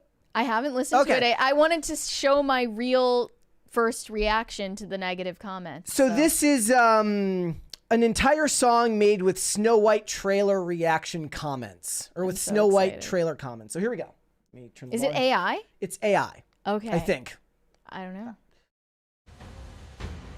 It's okay, Disney, you can just cancel the film. We won't be mad if you admit defeat. Even on the bill, they can't fix this. Disney achieved the closest thing to world peace by releasing something we all collectively hate. I mean, why is there an earthquake here? It's Walt Disney rolling in his grave. Nobody has ever rooted for a poison apple until this movie go apple go. Actors like Thomas, hi-ho, it's off to work, we know. They finally did it. They made a movie nobody's going to buy. Did it frighten you? No Snow White and her 7 CGI did. Disney's next step is gonna be making Rapunzel fall. I can hear Walt Disney's frozen head screaming in the Disney fall. Mirror, mirror on the wall, who is the bitchiest of them all? Mirror, mirror on the wall, whose acting career is about to fall. Rachel Zegler is her name. This monstrosity will be her only fame. Show this to my friend before we skydive. He jumped out the plane with no parachute. That mirror is lying. It probably came from Temu, coming to a theater near you. Move. The dwarfs look like they came from Chernobyl. This movie isn't releasing, it's escaping. This makes the B-movie look like a Vincent Van Gogh painting. Thank you, Disney. You're the world's best at destroying childhood dreams. Is Disney aware that Snow White is supposed to be more beautiful than the evil queen? Evil queen. It's Hollywood, baby. Mirror, mirror on the wall. No one's gonna watch this movie at all. Weird. Mirror, mirror on the wall. Just how far will Disney fall? Weird. Weird. Weird. Yes. That was great. Yeah, that got me. I'm guessing that by the time it's all said and done, that will have given me far more entertainment than the original ever will. Than this movie ever will. I would give anything to see Bob Iger do a reaction video to that. What Rachel's actually, I don't know. It's too raw. Like it's too. I would actually feel bad. Like it's the type of thing where I can't give the same advice I gave to Meghan Markle. Oh right, yeah. Like so, you're saying don't confront the hate comments head on. Not for this one, no. For this one. She can do that in a couple years' time. She can come back to this and laugh about it, but laughing about it now will just be cope. Okay. You so know, there's no way for her to salvage the because the if you do it right now. later, it feels like you've been introspective. If you do it now, it feels like you're deflecting. Well, what can she do now? She can't do anything. You've made your bed. You have to lie in it. There's nothing you can do about it now. I feel like given that she's a Gen Z actress, you know, she's active on social media. She's too active on social media. She could come out and say, you know, I know that there's been a lot of negativity surrounding this movie. Yep. And some of it was my fault. Like, some of it came from me, and I want to take it back. But I hope that you can take a leap of faith on this one and believe me when I tell you, like, this is worth your time and worth your think patronage. this is worth your time. Yes. Yeah. If you think my opinion is worth anything anymore, Yeah. I recommend it. Like, she could say something like that. I agree. And just be real, but she refuses to. Yeah. She'll have to write a song about it since that's what she's good at. I am looking forward to seeing it, though. It's been far too long Waiting. to just wait and anticipate the... I think it's going to be a cathartic moment for everyone. All right. Let's go to Super Chats. Guys, let's get a second Crisis Party. The DJ Foy said, have Disney Plus, mostly for non-Disney content, and Bluey for my niece to ensure she grows up to have a weird half Aussie accent while growing up in New York State. Are they Australian? I thought Bluey was British. I don't remember. I I guess know I was wrong. that there was if Disney Plus ever loses Bluey, they're in deep trouble. Yes, you're right. They have Net- Cocomelon too, don't they? Netflix is like, Wait, doesn't Disney Plus have Cocomelon? I thought Netflix. No, yeah, maybe. I don't remember which one. That's like But the I'm just saying if they children's lost, brain rot powerhouse. if Netflix bought both of those, every streaming service would just cease to exist. Yeah. Pop Culture Junkie said trying to figure out if Meghan Markle's constant foot and mouth disease is her or a stream of criminally bad advice from those advising her.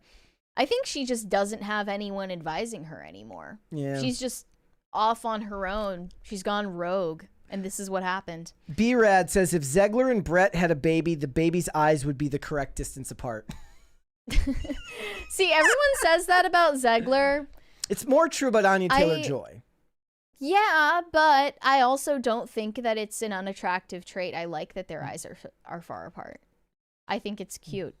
Left-Handed Link Gaming said, why do you subject me to Meghan Markle? Sorry. Oh, well. The damage has been done. Yes, it has. Red Snow said, sup, gang. Keep on praising Space King. What's up? Value in You said, Mary, you have a serious career in voice acting if you desired. Please do the whining Shakira you did on Timcast. Okay, people said that after I did the impression. What is whining Shakira? I don't know. I didn't even hear myself doing any sort of impression. I was just making fun of Shakira, like dedicating her Grammy to the immigrants. And I guess I said it in a way that people thought was really funny. Okay. It's not how Shakira actually sounds. Do your Hilaria Baldwin. Ilaria. I'm Ilaria. How do you say cucumber? But yeah, I would love to do voice acting. That seems like the most petty, hilarious, fun job ever. Dekoth said there are too many videos of women in their 40s crying in their car about not having a husband or kids to believe they don't regret their choices. Yeah, but the thing is, though, this is kind of when people make the arguments like, this person says this person also says this, or this group says this, also this group. Yeah. Just because a bunch of other 40-year-old women might have said that in their 30s, and then when they hit 40 decided that they made the wrong choice, doesn't mean this woman necessarily will. It could happen, But it's more funny to dunk on her reasoning than what the prospective outcome might be. It was more about systems of privilege. It's because of the white man. Late stage capitalism? I don't know. That's whose fault it is. Woman who lives in a $5,000 a month penthouse apartment in New York City with a laptop job, talking about late stage capitalism. Yeah, cool. Shane H. Wilder said, I've been doing a ton of video editing since Sunday, but I finally got a Chick-fil-A sandwich. I will not be dying, at least not from starvation. Now I want some mac and cheese and some waffle fries. It always sounds good to me on a Sunday. Every Olivia Sunday says I'm the same like, thing. I just want this. Maybe it's just because we tend to do a lot of errands on Sunday, so we're always going by a Chick-fil-A on a Sunday. The thought of getting Chick-fil-A after church on a Sunday just sounds incredible to me. Can't they ask God for like a hall pass for Mondays? Like, come on. Come on. We can have this. Bargain with the guy. At least, okay, I would accept it if Chick-fil-A were 24 hours the rest of the week. There you go. That's what I want. Ditto Gonzalez said, headache versus bologna? I don't know what that means.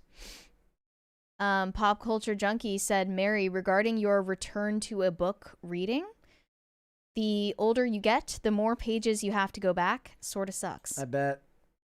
Oh no, this is a bad sign for me. I think that just means I need to finish the book like all together in one day. Just finish it all at once. Shane H. Wilder said, Brett, it is not called a work romper. That sounds gay. Yes, they're called coveralls. Keep this up and you will be brought before the Council of Men. Nah, when it's women, it's a romper. Sorry. I didn't know there was a Council of Men. Yeah, well, what decisions do you make? It's a woman in the romper. She's not in coveralls. She's in a romper. She was not doing manual labor in that denim romper that she was wearing. You know what?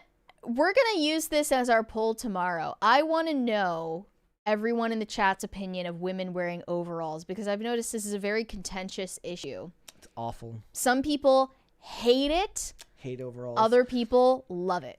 I hated the return of overalls on anybody. But what about the overalls that are kind of not really overalls? They're like shorts. They have worse. Shorts instead of the full pants. Your pants and your shirt should not be one pice of fabric. You're one step away from No, you wear like a shirt under it. I know, but I'm saying it's part of your top, it's part of your bottom. No. You might as well be one of those dudes wearing might be one of those dudes wearing like the shirt that snaps underneath so it doesn't have to come untucked, you what weirdo. Is that? It's the women wear them too. What? It's like a onesie so that your shirt doesn't come untucked. Wait, men wear that? No, but they make like joke products for it. I almost thought you were serious. If that's a real thing, that's disturbing. But the birth rate is never going to come back. That's how I feel about men. Like when people wear their shirts, when men wear their shirts tucked in casually, anyways. Wait, then what is that store Untuck It? I don't go in. Sounds like a place I'm never going to go investigate. I thought they had some kind of like special. I hope it's not a store for male onesies. Untuck It. It just says it's an American casual men's apparel company, but they don't have onesies. Thank you. I do hate those onesies for women, though. Those are awful.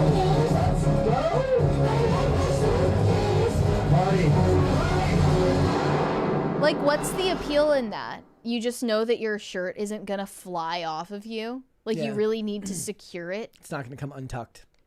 What the hell? It's completely pointless.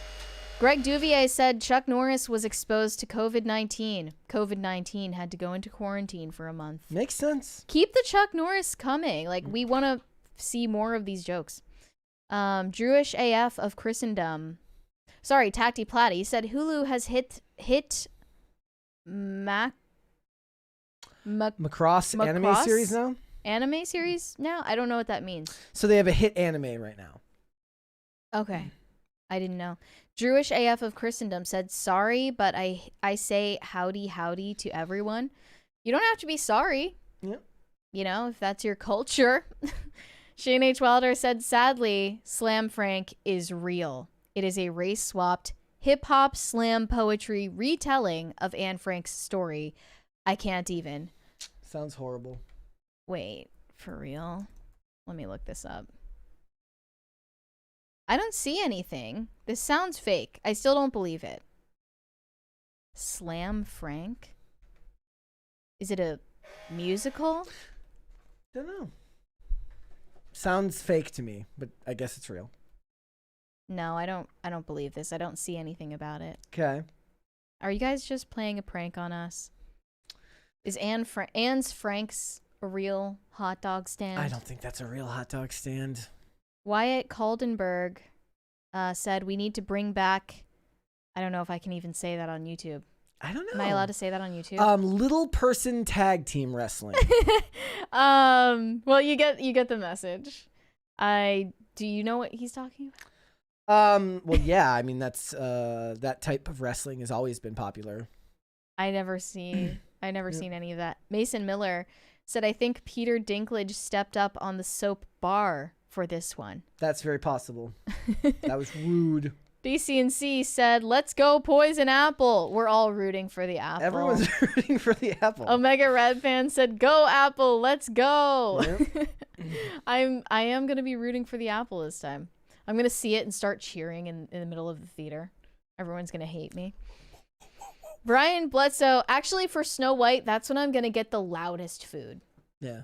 I think I'm gonna just the loudest casing. It's not the food itself that's the loud. loudest packaging. I get the food that comes in the loudest plastic packaging ever. She really does. And I just slowly, I feel like opening it slowly makes it quieter, but it doesn't. No, it just prolongs the experience. And she doesn't wait for like a particular, like when we're at the movie theater and we're in the reclining chairs, I don't even unrecline until like a particularly loud portion.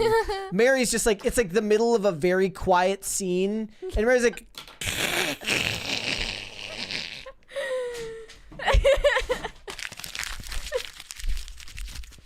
that's me. That's Mary. I bring a Bluetooth speaker with a microphone just to amplify it throughout the room. Yeah. Then I start playing Fetty Wap. The whole time. Just whatever I can do to make other people's lives less tolerable, I'll do it. Brian Bledsoe said, I drop off TV series, often glad the streamers have recaps at the beginning. So yeah, that I was actually going to make that point when we were having that discussion. So normally, if you're watching a series the whole way through, you hate the previously on the previous episode of the so-and-so show. Then you have to watch the breakdown. But I don't like doing that because if you're watching a show for the first time and they include the previously on, that means you're going to get plot points about what's relevant in this upcoming episode. And I don't always want that. I want to be surprised. But if I'm rewatching a show and I've skipped a couple episodes because I keep pausing and not coming back to it, I like the recap because I'm like, oh, okay, I remember what I missed now. But I don't want those clues when I'm watching a show through for the first time. I don't want to necessarily know which plot points in the previous episode are relevant to the next episode. I am really glad that the skip recap button exists. Yeah, another reason why why Hulu can be a bit frustrating. I don't think they have the skip intro button on there. Most shows have the skip intro button. Why? I don't know. So I've been watching Ghost Whisperer, which everybody should watch. It's fantastic. And like every episode, I have to skip through the freaking intro. Oh, I forget if this was Alias or Covert Affairs, but which one of those had the really good theme song? Covert Affairs. Yeah, it was so oddly good. enough, the Alias theme song was done by J.J. Abrams, but that was just the. You're talking about the song, right? Yeah. Yeah, that was Covert Affairs, but they got rid of it in Such a season. bop. They got rid of it in season 4. Why? Because the show took a more serious turn, so they just went to like the and then put the Covert Affairs logo on screen. That was when the show went downhill because you didn't get to see the kind of the warmer side, like so the character of Annie had like a warm side that usually came out through Augie and her sister, right? You would see her interact with them, and then suddenly she's just stone-faced all the time. In the show, there was like this great dichotomy between her when she's working, where she makes the I'm resolute face all the time. But then when she's in her private life, she smiles and she's actually a nice person. As the show goes on, you get nothing but and none of the actual warmth that made the character likable to other people. So she was a very, very deep character. Okay, deep might be a stretch, but she had layers. Sure. And they got rid of the layers. They did the same thing to Lucy Liu's Watson in Elementary, where in the beginning, she's like the only character that ever smiles ever once in a while, and it broke up the serious nature of Holmes. And I like that. But as the show goes on, it's like they made her dress more masculine, and she just could never smile ever, and it ruined the show in a lot of ways. One thing I liked about the Benedict Cumberbatch Sherlock is that they included a good amount of humor in it. Yeah. Without making it stupid. Well, there was humor in Elementary, but it wasn't the same type of humor. Mm-hmm. And for hers, it wasn't about humor. It was that she would just she just had more warm moments because Sherlock Holmes is not a warm character. Yeah. And that was one thing that benefited from creating a female Watson, was having those moments. But I do want to go rewatch Sherlock. But I usually have to sit down and watch them by series. So I don't want to watch one 90-minute episode or 60. I want to watch all 3 at once, and that's usually a day commitment to do. Red Snow said the AI song is actually a banger. Thanks, robots. Thank you, robots. Ale Million sent us $1.99 without a message. Thank you. Seth Essington said, weird. I did like those additions to the end of the song. Yeah, that was a nice touch. Ale Million said Disney Plus only for the old school classics and movies, Hulu old school shows. There's no way I would pay to see Snow White with this girl in it. Yeah, Disney Plus has a lot of the old school movies. Like, it's got Man of the House with Jonathan Taylor Thomas, which I keep meaning to, with Jonathan Taylor Thomas and Chevy Chase, and I keep meaning to go back and rewatch, and I just haven't gotten around to it. And then if you want to watch an old classic that I realized is on streaming these days, Amazon Prime has the Kadeem Hardison and Marlon Wayans The Sixth Man movie, where he dies and helps the team win. It's like Angels in the Outfield, except there's a death rather than angels. Yeah. It's great, and everybody should go watch it. Shane H. Wilder said the new Snow White won't end up in the Disney vault. It will end up in the Disney landfill next to Willow TV series and the Tom Hanks Pinocchio. Did they take the Tom Hanks Pinocchio off of Disney Plus already? I don't imagine that they'll take Snow White off the service. No. Willow, that makes sense. But the Tom Hanks Pinocchio movie, that was a big deal. Yeah, but that was that one never went to theaters, right? That was a streaming only. Yeah. So that makes more sense. One that's getting a theater release isn't going to be relegated to the landfill, I don't think. Christian Best said, "Where is Shane Davis?" I imagine he's at home, fulfilling comics and writing comics, and then getting ready to stream for Ballers tomorrow night. Or no, I'm sorry, on Friday night. I wish it was tomorrow night. Wish tomorrow was Friday. It's Wyatt Kaldenberg said, "Are the women nude under the overalls?" That was not the implication I was making. Red Snow said, "What if Chick-fil-A had an Amazon locker style pickup on Sunday? They just fill it with meals. They will be cold. They will be bought." You know, if they did that, people actually would buy it. Yeah, they would. Is the sad thing. Reheat it. Yeah. Cesario JPN said, "Lost my job at USAID. USAID, today. Who's going to compare the ability in flight weight between the African and the European swallow now? And their alt genders?" That is a good question. How are we going to funnel billions upon billions of American taxpayer dollars into needless causes and CIA cover fronts? It's a conundrum. Just go look up the history of like US aid and the CIA. It's so depressing. I don't think I'm going to. Shane H. Wilder said, "I had to rewatch season 1 of The Recruit to remember what happened since it took 3 years to get season 2. Yep. I forgot that season 1 ended on a cliffhanger." Yep. It's just way too long of a wait time between these seasons on streaming shows. It's absolutely ridiculous. Chat, how is everybody feeling today? I had something I was going to bring up too, and I already forgot it. That's what happens when you... We should end the poll before you forget that, too. That is a good idea. 78% of you say that you do not have Disney Plus. That is not a shocking answer at all. But I wish I knew how many of the no's are people that canceled it. Yeah. And had it at one point. Surprised that the amount of yeses are that high, actually. I mean, that's a fair amount. I mean, I would bet a lot of them it was through their phone purchase and stuff like that. Look, Yeah. there's a lot of classics on there that I just don't take the time to watch, but I should. But I don't. Whenever I go back to Disney Plus, it's usually just to watch Captain America again. You know what you should really watch? What? Scream Queens? Yeah. I'm back on my. If you were a real Glenn Powell fan, I'm you back on you my. would have finished it already. I almost bought the Glenn Powell candle the other day. It's like if I wasn't in the midst of planning a wedding, if I wasn't getting married, I would have bought the Glenn Powell candle to put next to the Tom Cruise candle. Complete your shrine. Like imagine like Olivia's. Who would be the third? Is there a third? Nah. That would be Denzel Washington. Yeah, it would. That would be, yes, yeah, I called it. Imagine like Olivia's like, why are you buying a Glenn Powell candle? We're getting married.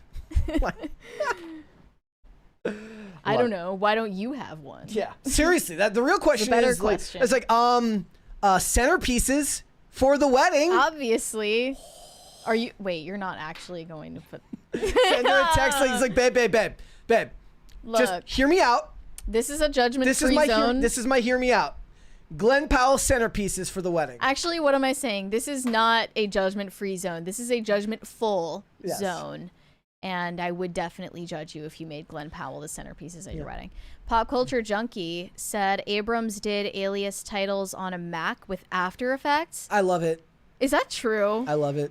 I mean, I love that original Alias. The original Alias credit sequence just makes me think of like club drugs and meth in Europe. That's what it makes me think of. Doing a bunch of ecstasy and uppers while at a rave.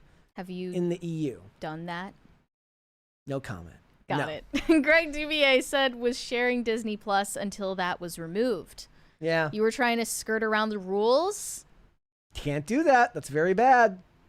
Yeah. They're cracking down on you people. Mary said that she's going to pull a Sabrina Carpenter at my wedding. She's going to bring the flask and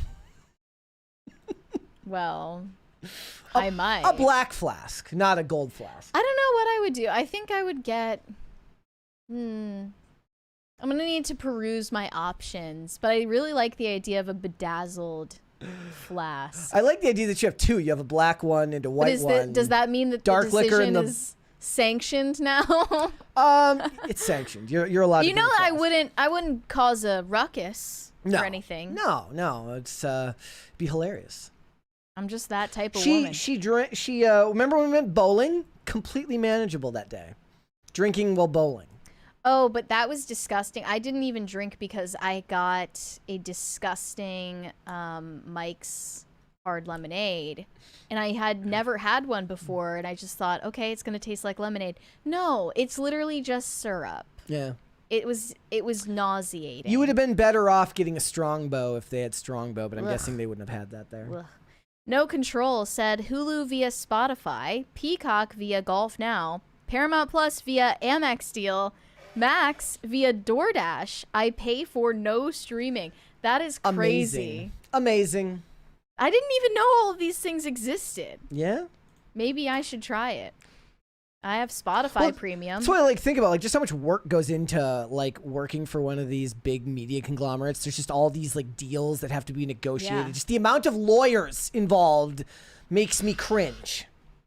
You hate lawyers? So I mean, I hate the idea of having to just talk. Just imagine all of the. Oh, you deals. hate the idea of being one of them. Having to deal with all of the emails and the meetings. Yeah, it's hard. It's hard work. Shane H. Wilder said the rosary vigil for my deceased priest, Father Michael, is tonight at 7 Central Time, and the funeral is tomorrow morning if anyone would like to join their prayers. Well, I'm sorry again for your loss, Shane. I will be praying for him. Okay, I don't want to read this username. Okay. Salty bag of nuts. Okay, thank you, Brett. Yeah. We have $10 from that person. Get a smart box. All streaming channels are free, including pay-per-view. You guys are hidden talents. Would you ever work for Legacy Media? What Legacy Media are you talking about? Who the hell would hire me? No one in Legacy Media wants to platform a podcast like this. Yeah. Is the thing. If they did, it wouldn't even be the right choice, you know? Yeah. I mean, but here's the thing. Like, I'm one of those people where people, like, there are people in this sphere that get mad at me because I'm like, yeah, Jurassic Park Rebirth, let's fucking go. And they're like, They're mad at you? They're like, it's corporate slop. Hollywood's never gonna learn their lesson. I'm like, it's giant dinosaurs. I don't care. It's like, it's freaking giant dinosaurs. I don't care. I don't care. Watching it once won't be the end of the world for me. Like, I literally pointed out, like I was saying to people, I was like, look, Scarlett Johansson said that she asked her agent for years to get her involved in Jurassic Park movies, and she finally gets to do it, and they sell the whole movie on one shot. She's at a restaurant. She's wearing sunglasses. She looks cool because she's Scarlett Johansson, and she's got charisma. Jonathan Bailey is a big star now, though he's not what's going to sell it for people. It's going to be Scarlett Johansson, and I guess Mahershala Ali looks cool in the movie too, but it's mostly going to be sold on the fact that Scarlett Johansson looks cool. Chris Pratt. They're done with that trilogy. Okay, that's done. That's done. That's why it's called Rebirth. They put a lot of thought into that one. Slop. No, just no. I hate everything about it. And I'm actually surprised Scarlett Johansson had to even ask. With Chris Pratt, they probably couldn't afford both of them at the same time. I guess not, but it is Disney after all. No, it's Universal. It's Universal? It's Universal. Okay. But the point being, it's like, look, when it comes to that, like, it's very, very hard. And I know that this puts me in the minority a lot of the time. I understand that most of the stuff that comes out today is garbage, especially if you ask me when it comes to the streaming services where all of the real awful messaging and crappy storytelling goes to die. But when it comes to like a big superhero movie, whether it's Captain America, which does look like it might be one of the worst examples because it's got all of the reshoots, the movie doesn't look coherent, it looks terrible. But if we're talking about Superman or Fantastic Four or Jurassic Park Rebirth, they're probably going to all be the same average level of slop that I'll enjoy fine, like empty calories. I don't care. I don't care. You can't make me hate it. Why don't you care? Okay. Partially because, first of all, when it comes to Fantastic Four movies, they've never really made a great one to begin with. So it's not like The Crow, where I have a love of the first one, and then they ruin it. I see. Right? Superman, I understand that Richard Donner and all that stuff was before my time. And I'm more offended by a poorly done Batman movie than I am a poorly done Superman movie. That's just out of my own personal care for the character and the franchise. But that's just me. Most of the time, I'm a lot easier to please than most of the people who are going into these things with a more critical eye. Not looking to hate it, but they're just harder to please. And that's okay too. The point is I'm not that person, which is why I don't like doing movie recommendations. I'm like, I loved it. You'll probably hate it. You're just telling all of the Hollywood studios, I'm a cheap date. Basically. I'm a whore for your product. What can I say? Someone please clip that. Mr. Joker said, we demand to see proof of life from Mr. Fluffykins. How is Mr. Fluffykins doing? He's doing well these days. Meeting a lot of new friends. They're saying, somebody says, Brett's a contrarian. Technically, if you put me into mainstream circles, I wouldn't be a contrarian. I'd just be a normal person. I guess contrarian in these spaces. Most people who are easy to please don't know that they're easy to please, though. And a lot of people like the Fantastic Four trailer. Like, I can tell you what I liked about it. I can tell you that I like the retro futurist aesthetic, even though that's not usually something that I really, really enjoy. I enjoyed that the trailer had a narrative through line focusing on the Fantastic Four as a family. I thought it was great. Shane H. Wilder said, Mr. Joker, there is video proof of him doing CIA wet work in the Korean jungle. He got jacked and changed his name to Mr. Rambo Buffykins. Buffykins! I love that. That's awesome. Buffykins. Pop Culture Junkie said, you folks should give yourself a break. I know a highly placed legacy media person who watches your podcast occasionally and is a fan. How do you know all of these people? And will you tell me in private? You should tell me in private. Tell us who it is. Tell us which legacy media conglomerate it is. Who is it that's watching our stuff? You'll love to hear it, guys. Well, all right. If that person is watching, thank you for your support. And if so, somebody should get us to a third crisis party before the end of the show to prove that I'm a contrarian. If you really think I'm a contrarian, you'll... Let me check our distance from a third crisis party. I think we are going to need math. $62. Damn. All right. Not $62. I'm sorry. $42. $42. Okay, there's one wrong. more there from High Voltage. So what did you do with your play buttons? Brett's play button is Mine's- out of sight here, but it's above him on the mantle. There it is. Mine is at home. I haven't actually put it up on the wall yet, but it's there for safekeeping. There it is. Yeah. People are gonna see weird things in the reflection. But yeah, Brett's is up there on the mantle, right next to the Tom Cruise devotional candle, where it belongs. Yep. All right, guys, before we go, would you hit the like button on this video and subscribe to the channel? If you are new here and you have not subscribed here already, how can you watch this episode and not subscribe? That's the real question, guys. That's so true. I don't understand if you're here and you're not subscribed yet. What are you doing? And you've lasted this long. You've been here for 2 hours now. You should probably just hit the subscribe button already and give up your pretenses. Dingus Khan said the new Jurassic Park is sloppier than the barbecues from high school. See, if that was me, I would just put that on the marketing material. What does that even mean? Because it's slop. What are the barbecues from high school? I don't know what that means. So, guys, I'm looking forward. Oh, by the way, that one comes out on my birthday, so another reason to be excited. Oh, awesome. Birthday movie. I'm sorry, that was really mean. Pop Culture Junkie said, marketing ad supported cable network. Well, that doesn't exactly answer our question, Junkie. Okay. We would like to know more. You can send me validation on Instagram at MaryArchived, or you can send me hate on X. That is also MaryArchived. Perfect. Guys, if you want to follow me, Instagram and Twix at Brett Dasovic on both of those platforms. We are here 5 days a week, guys, Monday through Friday, 3 p.m. Eastern Standard Time, which is noon Pacific. Amazon Music, Apple Podcasts, Pandora, and Spotify. If you would like to listen rather than watch the show, you can rate and review on Apple Podcasts and on Spotify. It helps the channel if you do that, so thank you. And if you want to follow the show on social media, we are on Twix at popculture_show, Facebook at Pop Culture Crisis, Instagram at Pop Culture Crisis Pod. There's a couple more there. No Control said slop that slaps. That would be the name of a sub-series of videos I would make here about just corporate slop. That's awesome. That's slop all that you're slaps. asking for. You're a simple man.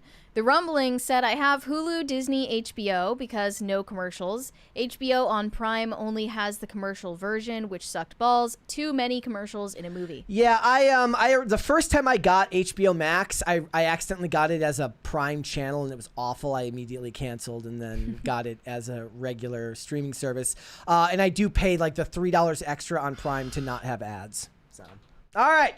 Guys, with all that being said, we will be back with another episode tomorrow. We'll see y'all then. Bye. Bye, everyone.